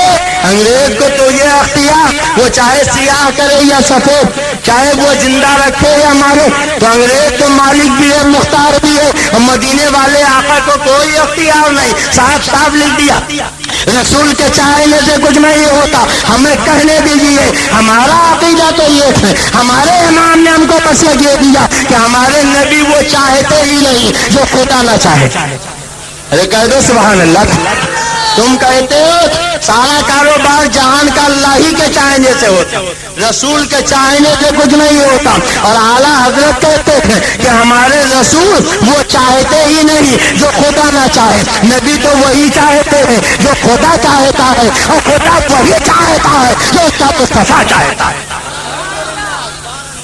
خدا کی رضا چاہتے ہیں دو عالم، اور خدا چاہتا ہے رضائے محمد. میں تو مالک ہی کہوں گا کہ مالک کے حبیب یعنی محبوب و مہم میں نہیں میرا تیرا. سنو، اللہ کے نبی وہ چاہتے ہی نہیں جو ان کا خدا نہ چاہے. کیسے؟ اگر اجازت دیجیے تو بتا دوں. بولیے بتا دوں. سننا چاہتے؟ انہوں نے انگریز کو مالک مانا، انگریز کو مختار مانا، انگریز کو مانا کہ وہ جو چاہے کرے. مگر مدینے والے کے چاہنے سے کچھ نہیں ہوتا. اور چاہنے سے کیا ہوتا، کیسے ہوتا، کتنا ہوتا؟ اجازت دیجیے تو بتا دوں. سننا چاہتے؟ چلے تو نہیں جائیں گے. کتنے لوگ چلے جائیں گے؟ کوئی نہیں آئے گا. سنیں گے؟ اچھا ایک بات بتائیے، آپ کے مالیگاؤں کی مسجدوں میں اذان ہوتی ہے؟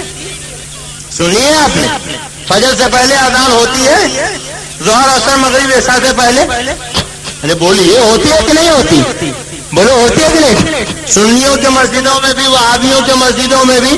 اور میں تو لکھنؤ میں رہتا ہوں، آئے دن تقریر ہوتی رہتی ہے، وہاں بھی کتاب دکھا کے تقریر کرتا ہوں. یہی تقویت الایمان نظرہ کے نصاب کی کتاب، وہاں کے مسجد میں بھی آتا. اور مکہ شریف مدینہ شریف گیا تو میں نے دیکھا وہاں کی مسجدوں میں بھی آتا.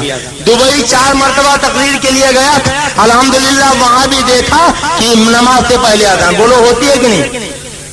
فجر سے پہلے اذان، ظہر سے پہلے اذان، عصر سے پہلے اذان، مغرب سے پہلے اذان، عشاء سے پہلے اذان. ہر جگہ جہاں نماز، مسجد میں نماز سے پہلے اذان. بولو کیا ہے؟ تم کہتے ہو سب اللہ ہی کے چاہنے سے ہوتا، رسول کے چاہنے سے کچھ نہیں ہوتا. تو ذرا قرآن میں دکھاؤ کس پارے میں اللہ نے کہا فجر سے پہلے اذان دو، ظہر سے پہلے اذان دو، عصر سے پہلے اذان دو، مغرب سے پہلے اذان دو، عشاء سے پہلے اذان دو. قیامت آ جائے گی مگر پورے قرآن میں کہیں اذان نہیں دکھا سکتے. اللہ نے اذان کا حکم ہی نہیں دیا ہے. تم کہتے ہو سب اللہ کے چاہنے سے ہوتا ہے، رسول کے چاہنے سے کچھ نہیں ہوتا ہے. تو اذان دینا بند کرو، فجر کی اذان بند کرو، ظہر کی اذان بند کرو، عصر کی اذان بند کرو، مغرب کی اذان بند کرو، عشاء کی اذان بند کرو. اس لیے کہ اذان کا حکم اللہ نے نہیں دیا ہے. ہو سکتا ہے کل کوئی کہے اگر اللہ نے حکم نہیں دیا مگر رسول اللہ نے تو حکم دیا ہے. ہم کہیں گے تم نے کہا ہے رسول کے چاہنے سے کچھ نہیں ہوتا. تو اعلیٰ حضرت کے غلام اذان دے کے نماز پڑھے. اب اگر تمہیں اذان دینا ہے تو تقویت الایمان میں آگ لگاؤ، گندے عقیدے سے پیدا کرو اور جماعت رضائے مصطفیٰ کے ارکان کے پاس آؤ اور کہو ہم کو پڑھائی لے چلو. اعلیٰ حضرت کی صحبت میں جاؤ، ہاتھ جوڑ کر کرو میں بجری ہوں آقا مجھے ساتھ لے لو، یہ راستے میں ایک جا بچاتا رہے.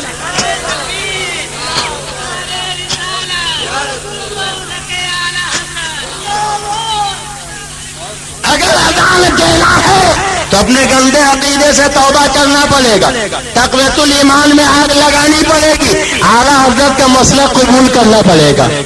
ورنہ بولو اذان دینے کا حق ہے؟ بولیے ہے؟ اذان کا حکم کس نے دیا؟ رسول اللہ نے. بولو کس نے دیا؟ اذان کس کے چاہنے سے دی جاتی ہے؟ اور لکھتے ہیں رسول کے چاہنے سے کچھ نہیں ہوتا.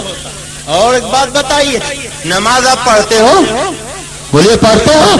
فجر میں کتنی رکعت، ظہر میں، مغرب میں، عشاء میں؟ تو اب ایک بات بتاؤ، کہیں قرآن میں اللہ نے کہا فجر میں 4 پڑھو، ظہر میں 12 پڑھو، عصر میں 8 پڑھو، مغرب میں 60 پڑھو، عشاء میں 17 پڑھو؟ پورے قرآن میں کہیں نہیں. اللہ نے کہہ دیا اقیموا الصلاۃ، نماز قائم کرو، وارکعوا مع الراکعین، رکوع کرنے والوں کے ساتھ جھک جاؤ. مگر اللہ نے یہ نہیں کہا فجر میں کتنی رکعت پڑھو، ظہر میں کتنی رکعت پڑھو، عصر مغرب عشاء میں کتنی رکعت پڑھو، کھڑے ہو تب کیا پڑھو، رکوع سجدے میں جاؤ تب کیا پڑھو. نماز کا یہ مکمل طریقہ اور نماز کی یہ مکمل ترتیب پورے قرآن میں تفصیل سے کہیں نہیں ہے. اللہ نے کہہ دیا نماز پڑھو. میرے مولا کیسے پیچھے نماز پڑھے تو نبی فرماتے تھے اللہ نے کہہ دیا نماز پڑھو، مگر نماز پڑھنا ہے تو صلی کما رأیتمونی وصلی، نماز ایسے پڑھو جیسے مجھے پڑھتا ہوا دیکھو، یعنی جیسے میں چاہوں ویسے پڑھو، جب میں چاہوں تب پڑھو، جتنا میں چاہوں اتنا پڑھو، جو میں چاہوں وہ پڑھو، اور جس طریقے سے میں چاہوں اس طریقے سے پڑھو۔ تم کہتے ہو رسول کے چاہنے سے کچھ نہیں ہوتا، قیامت آ جائے گی مگر تم رسول کی مرضی چھوڑ کر 2 رکعت نماز نہیں پڑھ سکتے۔ اب اگر نماز پڑھنا ہے تو نبی کے دامن میں پناہ لینی پڑے گی اور کہنا پڑے گا میں تسلیم ہوں آقا، مجھے ساتھ لے لو، یہ راستے میں ہے جا بچا پانے والے۔ اچھا ایک بات اور بتائیے، آپ کے مالیگاؤں کی مسجدوں میں جمعہ کی نماز میں خطبہ ہوتا ہے؟ سر نہ ہلائیے، زبان ہلائیے، ارے زور سے بولیے، کچھ آپ بھی تو بولیے۔ خطبہ ہوتا ہے اور عید بقرعید میں آپ سنتے ہو کہ بھاگ جاتے ہو؟ سننا واجب ہے، واجب ہے، سننا چاہیے۔ تو آپ سنتے ہو؟ بات بتاؤ، خطبہ کا حکم قرآن میں ہے؟ اللہ نے کہا ہے کہ جمعہ سے پہلے خطبہ دو، عید بقرعید کے بعد خطبہ دو۔ حضرت مفتی صاحب قبلہ سے پوچھیے تو فرمائیں گے خطبہ کا حکم اللہ نے نہیں دیا، ہاں البتہ اتنا ضرور قرآن میں ملتا ہے۔ ایک مرتبہ میرے سرکار خطبہ دے رہے تھے، کچھ لوگ اٹھ کے چلے گئے، قافلہ آیا تھا تو اللہ نے تنبیہ فرمائی کہ خطبہ چھوڑ کے مت جایا کرو۔ ہم کہیں گے میرے مولا جب تو نے خطبہ کا حکم ہی نہیں دیا ہے تو یہ لوگ اٹھ کر چلے گئے تھے، انہیں تنبیہ کیوں کی جا رہی ہے؟ تو جواب ملے گا اگرچہ میں نے حکم نہیں دیا مگر میرے محبوب نے تو حکم دیا ہے، جیسے میری بات نہ ماننے والا مجرم آئے کہیں کہ میرے نبی کی بات نہ مانے وہ بھی مجرم ہے۔ پتا چلا خطبہ کا حکم رسول اللہ نے دیا ہے مگر جن لوگوں نے نہیں سنا اللہ کی بارگاہ میں مجرم ہوئے، معدوم ہوئے، گویا خدا نے ذہن دے دیا ہے اے میرے بندو، ارے جو میں چاہوں وہ بھی کرو اور جو میرا نبی چاہے وہ بھی کرو، اگر میرا چاہا نہ کرو گے تو مجرم ہو گے اور نبی کا چاہا نہ کرو گے تو بھی میری بارگاہ میں مجرم ہو۔ تو جو لوگ یہ کہتے ہیں نبی کے چاہنے سے کچھ نہیں ہوتا، بولو انہیں خطبہ دینا چاہیے۔ اب غیر مقلدوں سے کہو خطبہ بند کریں، وہابیوں سے کہو خطبہ بند کریں، دیوبندیوں سے کہو خطبہ بند کریں، جماعتیوں سے کہو خطبہ بند کریں، ندویوں سے کہو خطبہ بند کریں، اس لیے کہ تم نے کتاب میں لکھا رسول کے چاہنے سے کچھ نہیں ہوتا۔ اچھا ایک بات اور بتائیے، آپ کے مالیگاؤں میں لوگ موت ہوتی ہے، لوگ مرتے کہ نہیں مرتے؟ مالیگاؤں میں مرتے ہیں، مرتے ہیں؟ کیا صحیح کہہ رہے ہیں کہ غلط کہہ رہے ہیں؟ بولو مرتے ہیں، مرتے ہوئے آپ نے دیکھا ہے؟ اچھا خالی سنی مرتے ہیں کہ وہابی بھی مرتے ہیں؟ وہابی بھی مرتے ہیں۔ تو مرنے کے بعد کیا ہوتا ہے؟ 2 طریقے، ایک تو یہ کہ نہلایا جائے، دھلایا جائے، کفنایا جائے اور چارپائی پہ لٹایا جائے، پھولوں کے سیج میں بسا دیا جائے، اور ایک یہ کہ ٹکی پہ لٹا کے رسی سے جکڑ دیا جائے۔ اب یہ تو اپنا اپنا نصیبہ، کوئی کس کے جاتا ہے، کوئی پھولوں میں بس کے جاتا ہے۔ صحیح ہے کہ غلط؟ بولیے صحیح ہے کہ غلط؟ تو ہم تو الحمدللہ پھولوں میں بس کے جاتے ہیں، کچھ لوگ کس کے جاتے ہیں۔ اچھا جناب پھولوں میں بسایا گیا تو لے جا کے آپ نے دفن کر دیا، پہلے نماز جنازہ پڑھی، بولو پڑھتے ہیں کہ نہیں پڑھتے؟ بولیے پڑھتے ہیں کہ نہیں؟ اور نماز جنازہ پڑھنا کیا ہے؟ فرض کفایہ کیا ہے؟ ایک پڑھے تو سب بری ذمہ، اور ایک نہ پڑھے تو جس دل نے سنا تھا سب مجھے۔ تو 5 وقت کی نمازیں تو اللہ کے حکم سے پڑھ، مگر نماز جنازہ کس کے حکم سے پڑھ؟ پورا قرآن پڑھ ڈالیے، اللہ نے نماز جنازہ کا حکم ہی نہیں دیا۔ مفتی صاحب ہے کہیں؟ اللہ نے حکم ہی نہیں دیا۔ ہاں اللہ نے حکم دیا تو کیا؟ لا تصلی علی احد منهم مات ابدا ولا تقم علی قبرہ۔ جب بے ایمان یعنی یہ وہابی دیوبندی رافضی قادیانی نبی کے دشمن مر جائیں تو لا تصلی علی احد منهم مات ابدا، ان میں سے کسی کی نماز جنازہ مت پڑھنا، ولا تقم علی قبرہ، ان نبی کے غداروں کے قبر پہ کھڑے مت ہونا۔ گویا اللہ نے جنازہ کا حکم تو نہیں دیا مگر نبی کے غداروں کی نماز جنازہ پڑھنے سے روکا ضرور ہے، ان کے قبر پہ جانے کو منع ضرور کیا ہے۔ اللہ کہہ رہا ہے اے تیرے نبی کے وفاداروں، تم نبی کے غداروں کی نماز جنازہ مت پڑھنا، نبی کے دشمنوں کے قبر پہ مت جانا۔ اب مالیگاؤں والوں بولو جو نبی کے غدار ہیں ان کی نماز جنازہ پڑھو گے، ان کی ارتھی میں شامل ہو گے، انہیں دینے جاؤ تو ہاتھ اٹھا کے وعدہ کرو خدا کا حکم مانو گے. بولو مانو گے کہ نہیں مانو گے؟ اللہ فرماتا لا تصلی علی احد منهم مات ابدا ولا تقم علی قبره. جب یہ بے ایمان مر جائیں تو ان کی نماز جنازہ مت پڑھنا اور ان کی قبر پہ کھڑے مت ہونا.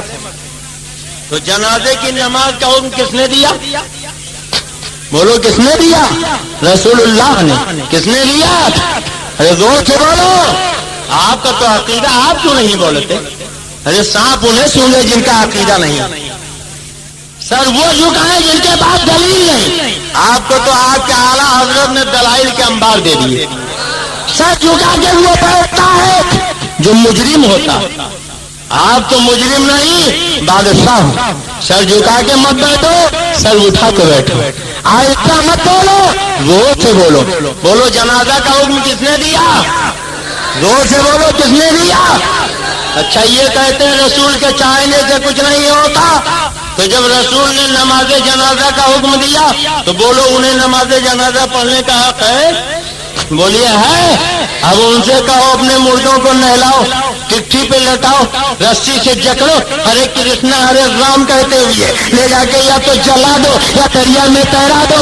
اگر نماز جنازہ پڑھنا ہے تو حضرت کے دربار میں ہاتھ جوڑ کے کہو میں مجرم ہوں آقا, مجھے ساتھ لے لو. یہ رستے میں ہے کیا بچا کھانے والے. بولو انہیں نماز جنازہ پڑھنے کا حکم ہے, اجازت ہے, پڑھنے کا حق ہے. اچھا ایک بات اور بتائیے, آپ کے ہاں بچے جب 2 سال کے ہوتے ہیں تو آپ ختنہ کراتے ہو؟ ہوتا ہے کہ نہیں ہوتا؟ ایک مرتبہ بڑودہ میں مولوی صاحب پہنچ گیا, لوگوں نے کہا 11ویں شریف کے نماز دے دیجیے. کیا قرآن میں دکھاؤ. خواجہ صاحب کی چھٹی کی فاتحہ دے دیجیے. کیا قرآن میں دکھاؤ. اویس قرنی کے حلوے پہ نظر دے دیجیے. کیا قرآن میں دکھاؤ. میرا شریف پڑھ دیجیے. کیا قرآن میں دکھاؤ. کہا اب تک میں نے وہی کیا جو قرآن میں لکھا ہوا دیکھا. ممبر پہ کھڑے ہو کے کہا بھائیو آئندہ بھی وہی کروں گا جو قرآن میں دیکھوں گا. کیا ہوا محترم, آپ کیوں جا رہے ہیں؟ کچھ برا لگ رہا ہے کچھ کرنے جا رہے ہیں؟ ارے ہم لوگ بھی ضرورت ہے. اچھا صاحب اور تو کوئی نہیں بھاگے گا؟ اچھا نہیں, ماشاءاللہ وہ آگے نہیں ہے, وہ کسی ضرورت سے جا رہے ہیں. ضرورتیں سب کو ہوتے. تو بڑودہ کی جامع مسجد میں کھڑے ہوئے کہا بھائیو اب تک میں نے وہی کیا جو قرآن میں لکھا ہوا دیکھا, آئندہ بھی وہی کروں گا جو قرآن میں لکھا ہوا دیکھوں گا. اس لیے کوئی کام کروانے سے پہلے قرآن میں دیکھ لو. وہی مجھ سے مطالبہ کرنا. لوگوں نے ان کا نام ہی رکھ دیا مولوی قرآن. سنتے سنتے کان تک گئے. ایک بیچارہ پڑھا کم تھا مگر پڑھا زیادہ تھا, عبداللطیف بھائی کی طرح. ایک دن اپنے گھر پہنچا, کہا بیگم تمہیں کچھ پتا ہے؟ کہا کیا ہوا؟ کہا یہ اپنے مولوی جو قرآنی ہے نا جامع مسجد کا امام, کہاں؟ کہا ان کا تو ختنہ ہی نہیں ہوا مگر کسی سے بتانا نہیں. تو یہ تو آپ جانتے ہی عورتیں پیٹ کی ہلکی ہوتی, ان کے پیٹ میں بات نہیں پچتی, اور اگر منع کر دیجیے مت بتانا تو بتانا اپنے لیے فرض تصور کرتی. اب پیٹ میں چوہے دوڑنے لگے. بیگم نے کہا 2 منٹ کا وقت دیجیے, میں بھی آئی. پڑوسن کے یہاں پہنچی, دروازہ کھٹکھٹایا. انہوں نے دروازہ کھولا, کہا خیریت تو ہے؟ کہا بہت اچنبھے کی بات میں نے سنی, میں تمہیں بتانے آئی ہوں. کیا بات ہے؟ کہا مگر پہلے قسم کھاؤ کسی سے بتاؤ گی. قسم کھا لیا. کہا آپ بتاؤ کیا بات ہے؟ کہا یہ اپنے مولوی قرآنی جو مسجد میں امامت کرتے ہیں نا, بات بات پہ قرآن کی رٹ لگاتے ہیں, ان کا تو ختنہ ہی نہیں ہوا. کہا واقعی؟ کہا سچ, بالکل صحیح کہہ رہے ہیں. اب ان کے پیٹ میں بھی چوہے دوڑنے لگے. انہوں نے بھی نقاب پہنا, اپنے پڑوسن کے یہاں پہنچ گئے. شدہ پورے بڑودہ میں خبر پھیل گئی. اب ایک عورت سے برداشت نہ ہوا, وہ مولوی قرآنی کے گھر پہنچ گئی. کہا بیٹھ, ایک بہت ضروری بات معلوم کرنے آئی ہوں, 2 منٹ کا وقت دیجیے. کمرے میں لے گئی. کیا پوچھنا ہے؟ کہا میں نے عجیب بات سنی, آپ کے مولوی قرآنی کی سنت نہیں ہوئی. آپ سے باہر ہو گئی. یہ کیا بدتمیزی ہے؟ کیسی بکواس کرو, کیسے تم نے کہہ دیا؟ ابھی اور پھول بک رہی تھی, کتنے میں ایک عورت اور آ گئی. کہا بہن ایک بہت ضروری بات معلوم کرنی, 2 منٹ کا وقت چاہیے. ایک کمرے میں لے گئی. پوچھو کیا پوچھنا چاہتے ہو؟ کہا میں نے عجیب اچنبھے کی بات سنی, آپ کے مولوی قرآنی کا ختنہ نہیں ہوا.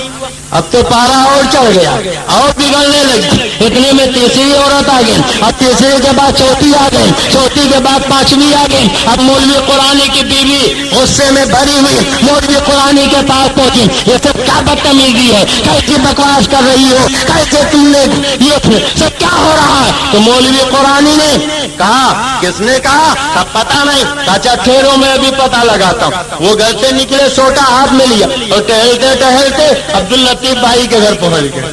ارے یہ خالی مثال میں ان کا نام لے رہا ہوں, حقیقت میں مت سمجھ جائیے گا. اس کڑے ہوئے بڑودا کے سنی کے گھر پہنچ گئے. کہنے لگے تم نے کیسے کہا کہ میرا ختنہ نہیں ہوا؟ آپ کو کیسے پتا چلا کہ میں نے ہی کہا؟ آپ بہانے مت کرو, میں کعبے کا خلاف پکڑ کے قسم کر دیتا ہوں کہ تمہارے سوا کسی نے نہیں کہا. ہم نبی کے بارے میں تو کہتے ہو غیب کا علم نہیں, تو تمہیں غیب کا علم کیسے ہو گیا؟ یہ سب کچھ نہیں, تمہارے سوا کسی نے نہیں کہا. کیسے تم نے کہا؟ آپ ہی نے تو ممبر پہ کھڑے ہو کے کہا تھا. میں نے اب تک وہی کیا جو قرآن میں لکھا ہوا دیکھا, آئندہ بھی وہی کروں گا جو قرآن میں لکھا ہوا دیکھوں گا. کرا کے میں نے قرآن اٹھایا اور پورا قرآن پڑھ ڈالا. اللہ نے کہیں کہا ہی نہیں کہ ختنہ کراؤ. تو میں نے سوچا اتنے بڑے مولوی ہو کر اتنا بڑا جھوٹ کیسے بولے گے؟ جب اللہ نے نہیں کہا ختنہ کراؤ تو آپ نے ختنہ نہیں کرایا ہوگا. اب یہ جھوٹ کیسے ہو گیا؟ میں نے غلط کیسے کر دیا؟ اب مولوی قرآن سب پکڑ کے بیٹھ گئے. کہنے لگے اب بات سمجھ میں آئی, اگر قرآن میں ہم کو دلیل نہ ملے تو حدیثوں میں دلیل تلاش کرنا چاہیے, اس کو چھوڑ نہیں دینا چاہیے. اب ان وہابیوں سے کہو تم کہتے ہو رسول کے چاہنے سے کچھ نہیں ہوتا, تو اللہ نے ختنہ کا حکم ہی نہیں دیا ہے. اب اپنے بچوں کا ختنہ کرانا بند کرو. اگر ختنہ کرانا ہے تو اعلیٰ حضرت کی بارگاہ میں جانا پڑے گا اور اعلیٰ حضرت کی چوکھٹ پکڑ کے رو رو کے کہنا پڑے گا میں مجرم ہوں آقا, مجھے ساتھ لے لو, یہ رستے میں ہے جا بجا کھانے والے. تو بولو, اذان دی جاتی ہے رسول کے چاہنے سے. کس کے چاہنے سے؟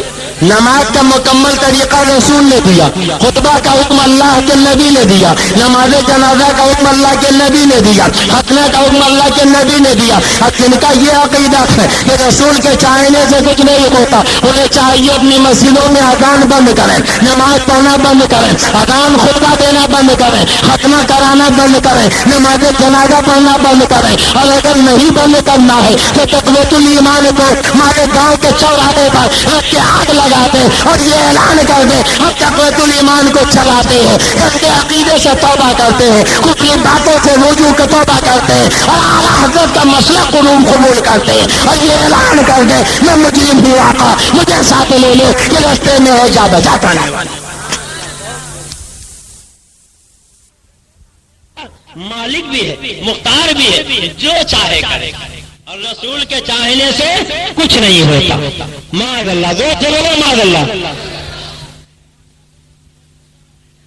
اب رسول کے چاہنے سے کیا ہوتا, کیسے ہوتا, کتنا ہوتا؟ اجازت دیجیے ایک حدیث سنا دوں, ایمان تازہ ہو جائے.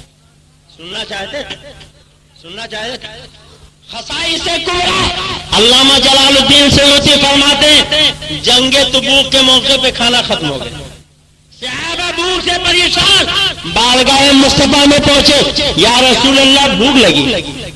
تو آقا یہ نہیں کہتا اللہ سے جا کے مانگے, میرے چاہنے سے کچھ نہیں ہوگا. فرماتے بھوک لگی, کہاں ہاتھ, کہا بلال توشہ دان جھاڑو, شاید کھانے کا کچھ سامان نکلے. حضرت بلال نے توشہ دان جھاڑا تو 7 کھجوریں نکلی. کتنی کھجوریں نکلی؟ زور سے بولو کتنی نکلی؟ سرکار نے دسترخوان بچھوا دیا. گویا نبی کی سنت ہے, کچھ کھانا چاہو تو دسترخوان بچھا لو. کیا کرو؟ زور سے بولو کیا کرو. اور یہ دسترخوان کیسے رنگ کا ہونا چاہیے؟ لال رنگ. اور سنو, اگر دسترخوان پہ کھانے کا کوئی دانہ گر جائے, کوئی ذرہ گر جائے تو اسے پڑا نہ رہنے دیں. آقا فرماتے اسے چن کے کھا لو. پلیٹ میں رہ جائے تو پوچھ کے چاٹ لو, انگلی میں رہ جائے تو خود چاٹ لو, یا کسی ایسے کو چٹا لو جو چٹانا معیوب نہ سمجھے. آقا فرماتے تمہیں کیا پتا کھانے کی برکت اللہ نے کس دانے میں رکھی, کس ذرے میں رکھی. ہو سکتا ہے جو برکت والا ذرہ تھا کوئی دسترخوان پہ رہ گیا ہو, کوئی پلیٹ میں رہ گیا ہو, اور تم نے چھوڑ دیا تو تمہارے گھر سے رزق کی برکت چلی جائے گی. سبحان اللہ, زور سے کہہ دو سبحان اللہ. اچھا ایک بات بتاؤ, آپ میں سے کوئی کوڑی بننا چاہتا؟ خدا نہ کرے کوڑی بنے نبی کے دشمن, رسول کے غدار آپ کیوں کوڑھی بنے؟ اگر اجازت دیجیے تو ایسا فارمولہ بتا دوں کہ آپ کبھی کوڑھی بنے ہی نہیں. بولیے جاننا چاہتے ہیں؟ بزرگوں نے فرمایا کہ دسترخوان پہ کھانے کے جو دانے گر جاتے ہیں اگر انہیں چن چن کے کھا لیا جائے تو کبھی کوئی کی بیماری ہوتی ہی نہیں. سبحان اللہ. زور سے کہہ دے سبحان اللہ. مل کے کہہ دے سبحان اللہ. ہماری ماں تمہاری ماں حضرت عائشہ کہتی ہے ایک مرتبہ سرکار گھر میں تشریف لائے, دیکھا ایک روٹی کا ٹکڑا پڑا, سرکار نے اٹھایا, صاف کیا, اسے کھا لیا. فرمایا اے عائشہ کھانے کا احترام کیا کرو, تمہیں کیا پتا اللہ نے کھانے کی برکت کس حصے میں رکھی ہے, یہ دل سے جس سے ڈوب جاتی ہے دوبارہ پلٹ کے نہیں آتی.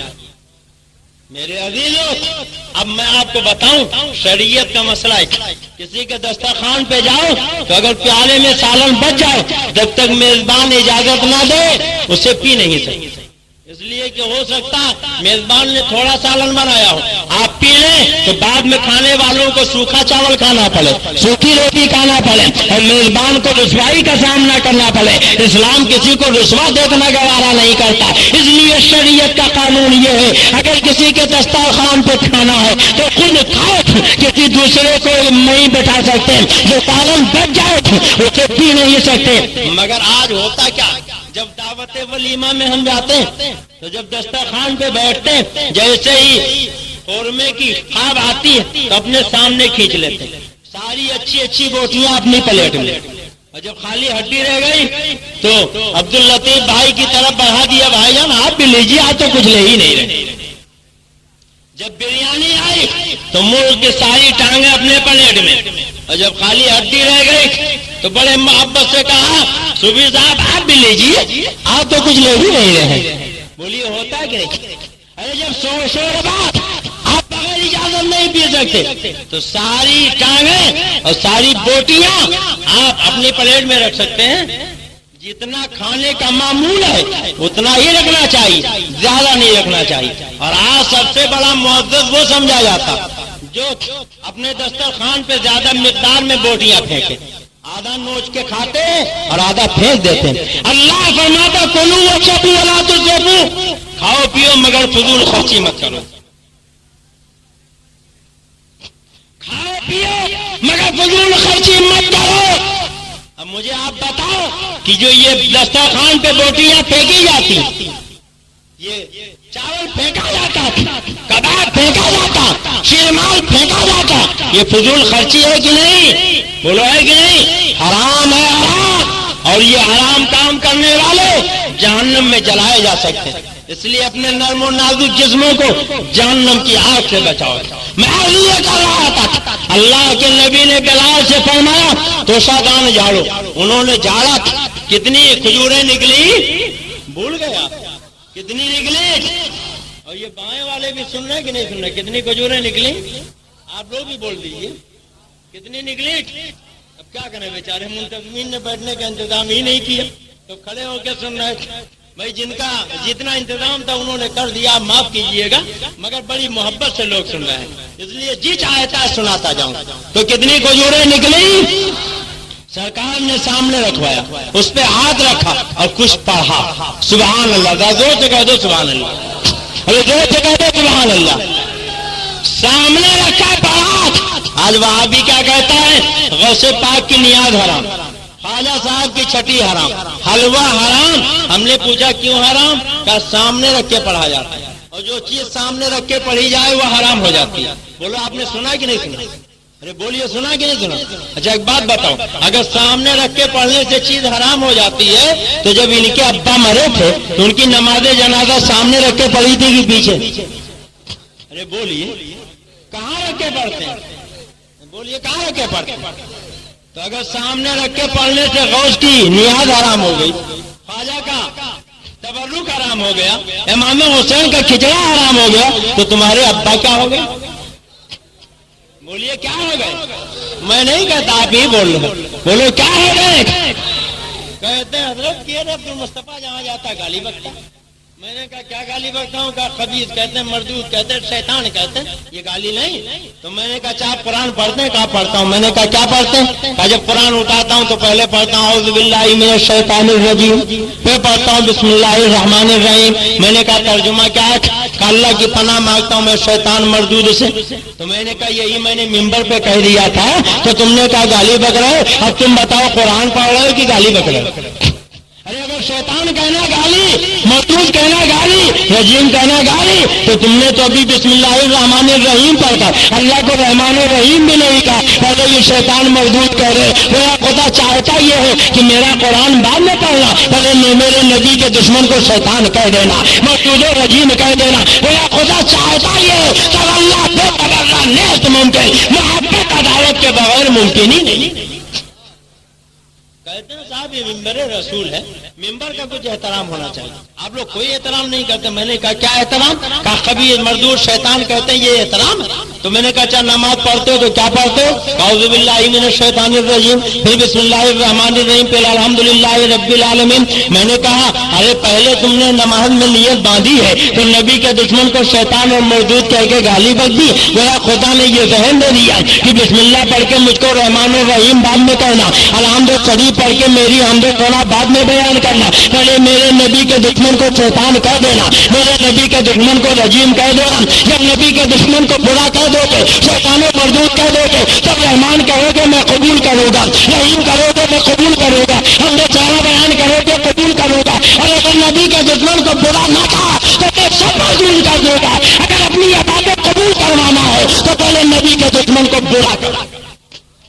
اور حضرت میں جب حج کے لیے گیا تو جب 8 تاریخ آئی تو میں نے دیکھا ایک سے گھٹے والے سب بخشا بستر سنبھال کے جا رہے ہیں۔ میں نے کہا کہاں جا رہے ہو؟ کام میں نہ جا رہا۔ کیوں جا رہے ہو؟ کہا شیطان کو کنکر مارنا۔ ہم نے کہا ہندوستان میں بہت تلاش کیا، شیطان نما انسان تو نظر آئے مگر سراپا شیطان نظر نہیں آئے۔ چلو اچھا ہوا حج کرنے آئے تو شیطان بھی دیکھ لیں گے۔ تو کہا کیسی بات کر رہا ہوں شیطان کہاں؟ میں نے کہا بیٹھ، کہا وہاں تو 3 پتھر ہیں، جتنے بڑا شیطان، مجرا شیطان، چھوٹا شیطان کہا جاتا۔ میں نے کہا بیٹھ، کہا انہیں کو پتھر مارا جائے گا۔ میں نے کہا ایسا؟ میں نے کہا کیوں؟ کہا اللہ کے پیغمبر کو شیطان نے بہکانے کی کوشش کی، اللہ کے نبی نے کنکر مار کے دھسا دیا، اب قیامت تک اللہ نے حکم دے دیا اے میرے بندو جب حج کے لیے آئے تو میرے نبی کے دشمن کو کنکریاں مار کر زمین میں دھساؤ۔ میں نے کہا ہندوستان میں کھرو کہتے تھے کہ جتنی دیر خبیث مردود کافر مرتد کہتے ہو اتنی دیر بسم اللہ پڑھو، رحمان الرحیم پڑھو، نفل پڑھو، درود شریف پڑھو، عبادت کا ثواب ملے گا۔ کیا ضرورت خبیث مردود کہنے کی، شیطان کہنے کی؟ تو یہ تو حرم کعبہ ہے، ایک نیکی کا ثواب 1 لاکھ کے برابر۔ سب مینا جا رہے تھے، خوب کعبے کا طواف کرو، خوب حجر اسود چومو، خوب صفا مروہ کی صحیح کرو، خوب عمرہ کرو، ایک نیکی کا ثواب 1 لاکھ کے برابر کماؤ۔ کیوں شیطان کے چکر میں پڑے ہو؟ کیوں کنکر مارنے جا رہے ہو؟ تو کہنے لگے مولانا جب طواف کا وقت تھا طواف کیا، جب عمرے کا وقت تھا عمرہ کیا، جب حجر اسود چومنے کا وقت تھا چوما، مگر اللہ کو یہی پسند ہے کہ حج سے پہلے 3 دنوں میں نبی کے دشمن کو کنکریاں ماری جائیں۔ تو ہمیں کہنے دیجیے جیسے نماز کا وقت آتا نماز پڑھتے ہیں، روزے کا زمانہ آتا روزہ رکھتے ہیں، حج کا موقع آتا حج کرتے ہیں، زکات کا وقت آتا زکات دیتے ہیں، مگر نبی کے دشمنوں کی بات آتی ہے، جب نبی کے غداروں کی بات آتی ہے تو اشرف علی کو کافر کہتے تھے، نذیر احمد کو کافر کہتے ہیں، اور جن لوگوں نے نبی کے دشمن کو کنکریاں ماری ہے تو فقہا فرماتے تھے وہ کنکریاں میدان قیامت میں ترازو کے پلے پر رکھی جائیں گی اور نیکیوں کے اضافے کا سبب بن جائیں گے۔ ایسے ان نبی کے دشمنوں کو کافر و مردود کہنا، شیطان و خبیث کہنا، یہ کل تمہارے نیکیوں کے اضافے کا سبب بن جائے گا۔ اس لیے کہ یہ عدالت کے بغیر محبت مکمل ہی نہیں۔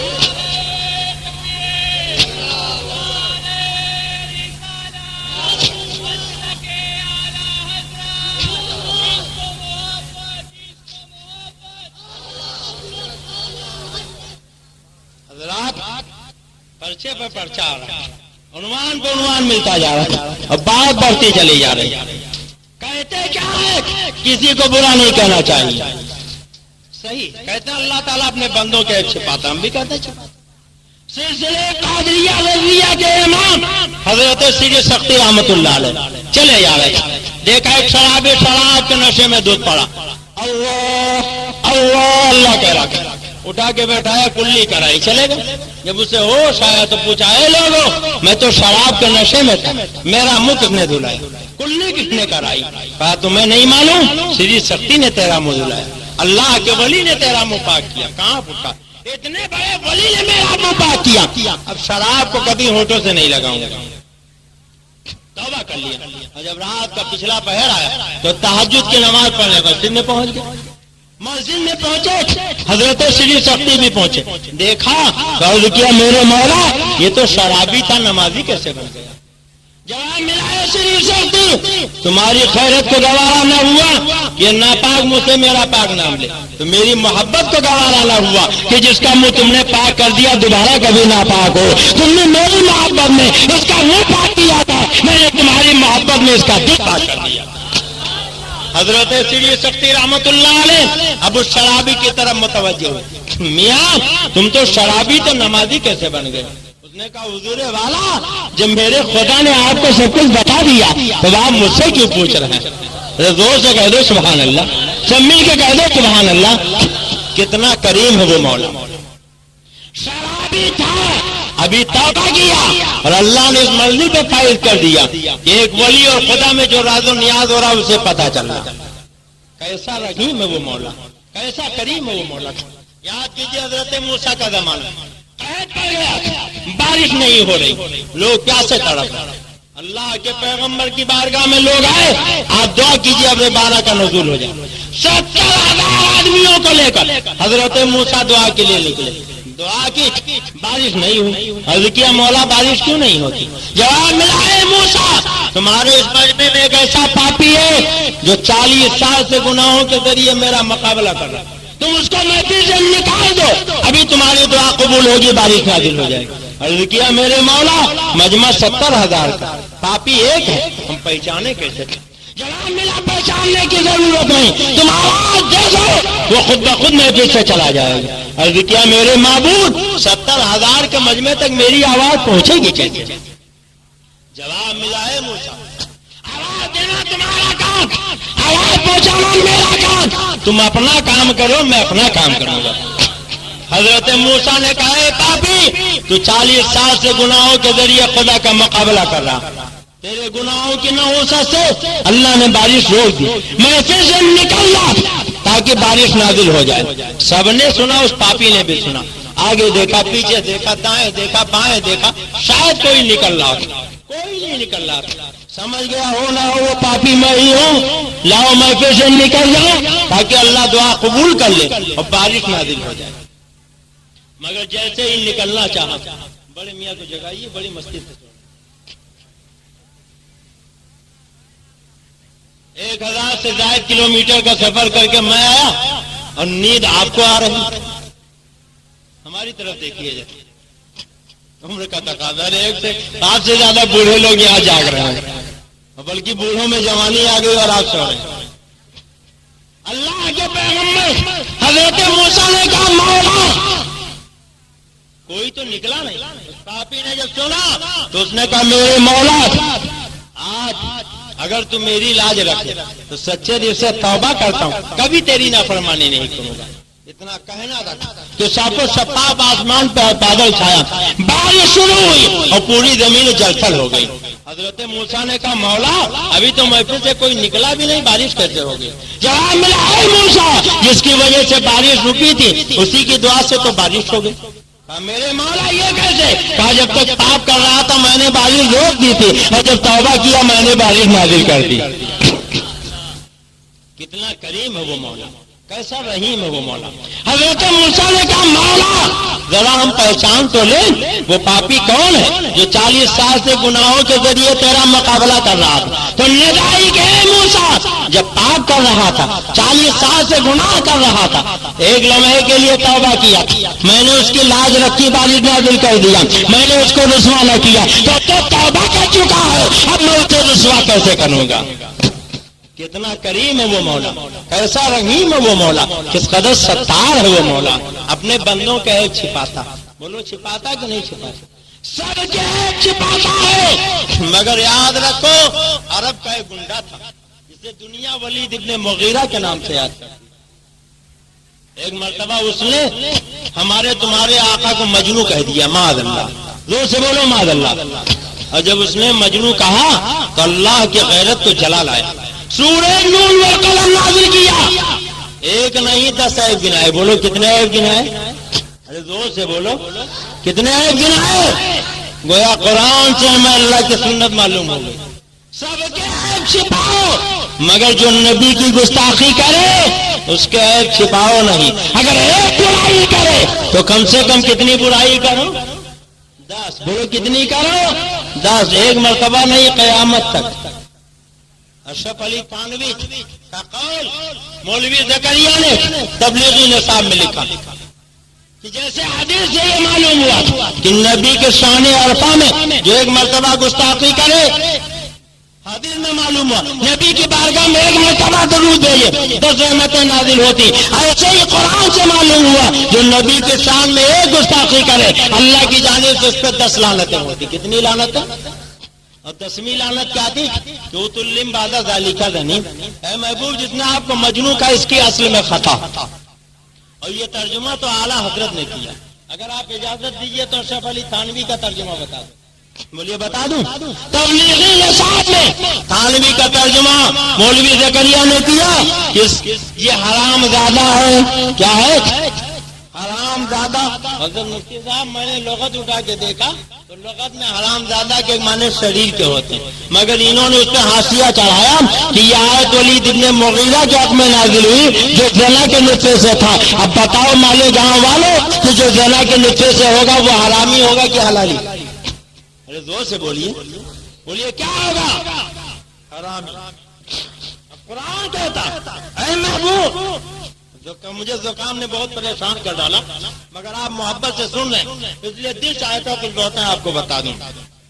قرآن نے کہا ہے محبوب جس نے آپ کو مجنون کہا اس کی اصل میں خطا۔ کیا ہے؟ اصل میں خطا۔ تو روایتوں میں آیا ہے کہ ولید ابن مغیرہ نے سنا تو گھر گیا، ماں سو رہی تھی، سینے پہ سوار ہو گیا، تلوار ہاتھ میں لیا، کہا ماں میں نے نبی کو مجنون کہا تھا۔ نبی نے 10 عیب گنائے، 9 تو میں جانتا ہوں میرے ہی ہے، 10واں بھی یقین ہے کہ سچا ہوگا مگر تصدیق کرنے تیرے پاس آیا ہوں۔ ماں نے پوچھا کیا ہے؟ کہا قرآن نے کہا میرا نطفہ صحیح نہیں۔ تو ماں نے کہا بیٹے اگر تیرا نطفہ صحیح ہوتا تو تم ماں کے سینے پہ سوار ہی نہ ہوتا، تجھے اسی سے پتہ لگا لینا چاہیے۔ کہا ماں مگر ایسا ہوا کیوں؟ اب سونا ولید ابن مغیرہ کی ماں کہتی ہے کہ بیٹے تیرا باپ نامرد تھا، میں نے سوچا دولت دوسروں کے پاس چلی جائے گی اس لیے کہا میں نے چپکے سے چرواہے کو بلایا تھا اور تو اسی کے نطفے سے۔ کچھ سمجھے آپ؟ ولید ابن مغیرہ کی ماں نے رات کے اندھیرے میں چرواہے کو بلایا تھا، کوئی نہیں جانتا تھا، نہ آپ جانتے تھے نہ ہم جانتے تھے، کسی کو پتہ نہیں تھا۔ وہ اللہ جو ستار ہے، وہ اللہ جو رحمان و رحیم ہے، سب کے عیب چھپاتا تھا۔ جب ولید ابن مغیرہ نے نبی کی گستاخی کی تو رحمان و رحیم مولا نے ولید ابن مغیرہ کے سارے عیب جب کھول کھول کے بیان کر دیا۔ لوگ کہتے ہیں جلسے میں محفلوں میں عورتیں بھی ہوتی ہیں، لڑکے بھی ہوتے ہیں، لڑکیاں بھی ہوتی ہیں، بہو بھی ہوتی ہے، داماد بھی ہوتا ہے۔ ایسی غلط باتیں نہیں بیان کرنا چاہیے، مگر قرآن لڑکی بھی پڑھتی ہے، قرآن لڑکا بھی پڑھتا ہے، قرآن بہو بھی پڑھتی ہے، قرآن داماد بھی پڑھتا ہے، قرآن ماں بھی پڑھتی ہے، قرآن باپ بھی پڑھتا ہے۔ اللہ بیان کرتا ہے وَتُلِّمْ بَعْدَ ذَلِكَ ذَنِيبٌ، اے محبوب جس نے آپ کو مجنون کہا ہے یہ اپنے باپ کے نطفے سے نہیں ہے۔ وہ خدا یہ چاہتا ہے کہ بیٹا سنے تو وہ نبی کے گستاخ سے نفرت کرنے لگے، بیٹی سنے تو وہ نفرت کرنے لگے، بہو سنے تو وہ نفرت کرنے لگے، ماں باپ سنے تو وہ نفرت کرنے لگے۔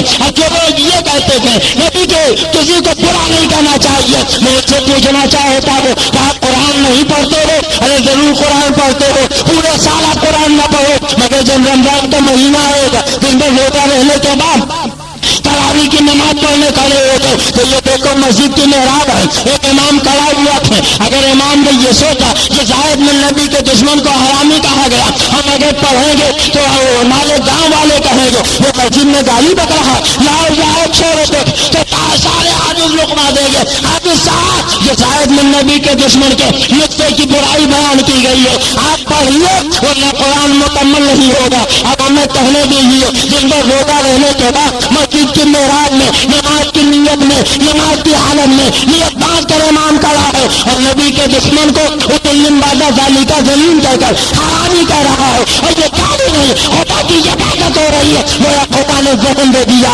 جو سب کے ہے چھپاؤ مگر جو نبی کی گستاخی کرے اسے نماز میں برا کرو، یہ کالے نہیں بلکہ خدا کی عبادت ہوگی۔ اور حضرات آپ سنو، ولید ابن مغیرہ نے ماں سے پوچھا تھا، ماں نے کہا بیٹو تیرا باپ نامرد تھا، میں نے چرواہوں کو بلایا تھا، تو اسی کے نقطے سے ہے، گویا قرآن کا آئینہ یہ بتا رہا ہے کہ نبی کی گستاخی وہی کرے گا جو کسی چرواہے کے نقطے سے ہوگا یا کسی گھسیارے کے نقطے سے ہوگا۔ اگر اپنے باپ کا ہوگا تو پیغمبر کی گستاخی کر ہی نہیں سکتا ہے۔ اب جو لوگ نبی کی گستاخی کرے چاہے وہ مالک گاؤں کے رہنے والے ہو یا دھولیا کے رہنے والے ہو یا بمبئی کے رہنے والے ہو، انہیں قرآن کا آئینہ دکھا دیجیے اور ان سے کہیے اپنے ماؤں کو اپنے نسبت کی تحقیق کرو، کہیں ایسا تو نہیں کہ تمہارے ماؤں کے قدم بھی ولید ابن مغیرہ کی ماں کی طرح بڑھے گئے ہو، انہوں نے کسی گھسیارے یا چرواہے کو بلا لیا ہو، اس لیے کہ نبی کی گستاخی وہی کرے گا جو اپنے باپ کا نہیں ہوگا، اگر اپنے باپ کا ہے تو نبی کی گستاخی کر ہی نہیں۔ اور سنو قرآن کے اسی صورت میں اللہ فرماتا سنا سمہو علی الخرطوم، اے محبوب جس نے آپ کو مجنون کہا ان قریب اس کے سور کے جیسی تھوتنی داغ دیں گے۔ ولید ابن مغیرہ آدمی تھا، سور نہیں، مگر اللہ نے اس کے چہرے کو سور کی تھوتنی کہا۔ وہ خدا چاہتا ہی سب کے عیب چھپاؤ مگر جو نبی کا دشمن ہے اس کے عیب بیان کرو۔ بولو بیان کرنا چاہیے کہ نہیں؟ اب بات کہاں سے نکلی تھی کہاں جا پہنچی؟ میں عرض یہ کر رہا تھا کہ سرکار نے کہا بلال توشہ دان جاؤ، انہوں نے توشہ دان جھاڑا، کتنی کھجوریں نکلی، دسترخوان بچھوایا، 7 کھجوریں رکھی، ہاتھ رکھا کچھ پڑھا اور فرمایا بلال اب جتنے بھوکے سب کو بلاؤ، سب آگے فرمایا نکال نکال کے کھاؤ۔ تو حضرت بلال کہتے ایک ہاتھ سے کھجور نکالتا تھا، کھا کے دوسرے ہاتھ سے گٹھلی الگ رکھ دیتا تھا، اب نکالتا جا رہا تھا کھاتا جا رہا تھا، نکالتا جا رہا تھا کھاتا جا رہا تھا، یہاں تک کہ پیٹ بھر گیا۔ سبحان اللہ، یا زور سے کہہ دو سبحان اللہ۔ ایک بات بتاؤ، 7 کھجوروں میں کسی کا پیٹ بھرے گا؟ حضرت بلال کا پیٹ بھر گیا تو کہتے ہیں بڑا تعجب ہوا کہ کھجوریں 7 ہی تھے، پیٹ کیسے بھر گیا؟ تو فرماتے میں نے سوچا لاؤ شمار کریں میں نے کتنی کھجوریں کھائیں، تو گٹھلیاں رکھتے جا رہے ہیں۔ فرماتے ہیں جب میں نے گٹھلیوں کو گنا تو میں نے تنہا جو کھجوریں کھائی تھی وہ 54 کھجوریں تھیں۔ سبحان اللہ، زور سے کہہ دو سبحان اللہ، سب مل کے کہہ دو سبحان اللہ۔ پہلے کل کتنی کھجوریں تھیں؟ حضرت بلال نے کتنی کھائیں؟ 54، 7 میں سے کتنی کھائیں؟ اور جو لوگ بیٹھے تھے منہ دیکھ رہے، حضرت بلال کہتے ہیں سب نے کھایا، سب کے پیٹ بھر گئے۔ اب تو اور تعجب ہوا کہ کھجوریں 7 ہی تھی، 54 تو پہلے کھا لیا اور پہلے سارے ساتھیوں نے کھایا، سب کے پیٹ بھر گئے۔ فرماتے میں نے سوچا اگر سرکار ہاتھ ہٹا دیتے تو میں یہ دیکھتا بچی کتنی۔ آقا نے ہاتھ ہٹا لیا اور جب سرکار نے ہاتھ ہٹایا تو حضرت بلال کہتے میں نے دیکھا خدا کی قسم 7 سے 7 کھجوریں بھی موجود ہیں۔ حضور سے کہہ دو سبحان اللہ، سب مل کے کہہ دو سبحان اللہ۔ تم کہتے ہو رسول کے چاہنے سے کچھ نہیں ہوتا، یہ قصہ نہیں ہے، کہانی نہیں ہے، افسانہ نہیں ہے، ناول نہیں ہے، نبی کی حدیث سنا رہا ہوں۔ حضرت بلال نے کتنی کھائی؟ 54، سارے صحابہ نے کھایا اور پھر بھی 7 کے 7 بچی رہ گئی۔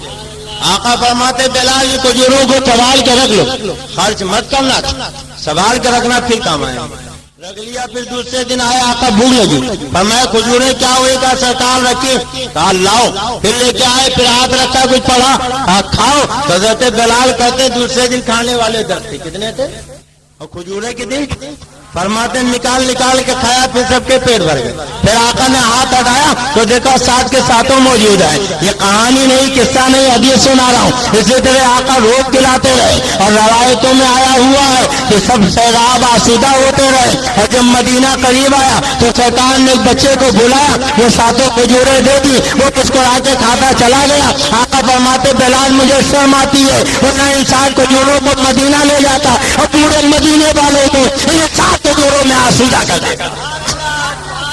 تم کہتے ہو رسول کے چاہنے سے کچھ نہیں ہوتا، اور میرے اعلیٰ حضرت کیا کہتے ہیں؟ مالک کونین ہیں جو آسود رہتے نہیں اور دو جہاں کی نعمتیں ہیں ان کے خالی ہاتھ میں ہاتھ جسم سے اٹھا غلی کر دیا. مجھے بڑے سماحت کے لاکھوں سلام. لبے موتی یہ ہے قاسم خشکا ہے کھلاتے یہ ہیں ٹھنڈا ٹھنڈا میٹھا میٹھا پیتے ہم پلاتے یہ ہیں. کون دیتا ہے دینے کو وہ چاہیے دینے والا ہے سچا ہمارا نبی. اور سرکار مفتی اعظم کہتے ہیں یا رسول اللہ کھاتے ہیں تیرے در کا پیتے ہیں تیرے در کا پانی ہے تیرا پانی دانا ہے تیرا دانا. تو بولو رسول کے چاہنے سے ہوتا ہے کہ نہیں ہوتا؟ مگر یہ وہابی جنہوں نے انگریز کے بارے میں لکھا مالک بھی ہے انگریز مختار بھی ہے انگریز سرکار بھی ہے اور انگریز جو چاہے وہ کرے اور نبی کے بارے میں لکھا نبی مالک بھی نہیں نبی مختار بھی نہیں اور نبی کے چاہنے سے کچھ نہیں ہوتا. اللہ تعالیٰ ایسے گندے عقیدے والے لوگوں سے ہمیں دور رہنے کی توفیق عطا فرمائے. حضرات فرمائشیں بہت تھیں میں بیان بھی کچھ اور کرنا چاہتا تھا مگر وقت بہت ہو چکا ہے اور کل بھی انشاءاللہ تعالی دھولیا میں تقریر ہوگی. آپ اگر وہاں تشریف لائیں گے تو آج جو کوئی بیان ہو چکا ہے اس کے علاوہ اور بہت کچھ بیان ہوگا اور ان کی کتابوں کی وہ عبارتیں میں آپ کو سناؤں گا جسے سننے کے بعد رونگٹے کھڑے ہو جائیں گے اور دن دوپہر کے سورج کی طرح آپ پہچان لیں گے نبی کا وفادار کون ہے نبی کا غدار کون ہے. کیا میں امید رکھوں کہ آپ دھولیا پہنچیں گے؟ نہیں پہنچیں گے. دیکھیے بابا نے پہلے ہی ہاتھ لگا دیا. مجاہدین آزادی کا تذکرہ سننے آیا. ملک کی آزادی کے لیے آپ کے آباء و اجداد نے لہو کا ایک قطرہ بہا دیا اور آپ اپنے نبی کی عظمت کا بیان سننے کے لیے وہ 21 روپے خرچ کر کے دھولیا تک نہیں جا سکتے. اللہ تعالیٰ آپ کو جذبہ جہاد عطا فرمائے. پھر انشاءاللہ اگر آپ دھولیا نہیں پہنچ سکتے تو دوبارہ اگر کبھی آنے کا موقع ملا تو اور بہت کچھ سناؤں گا. اللہ تعالیٰ کی بارگاہ میں دعا ہے کہ ہمیں حق بولنے حق سننے حق پر عمل کرنے کی توفیق عطا فرمائے. آمین. السلام علیکم.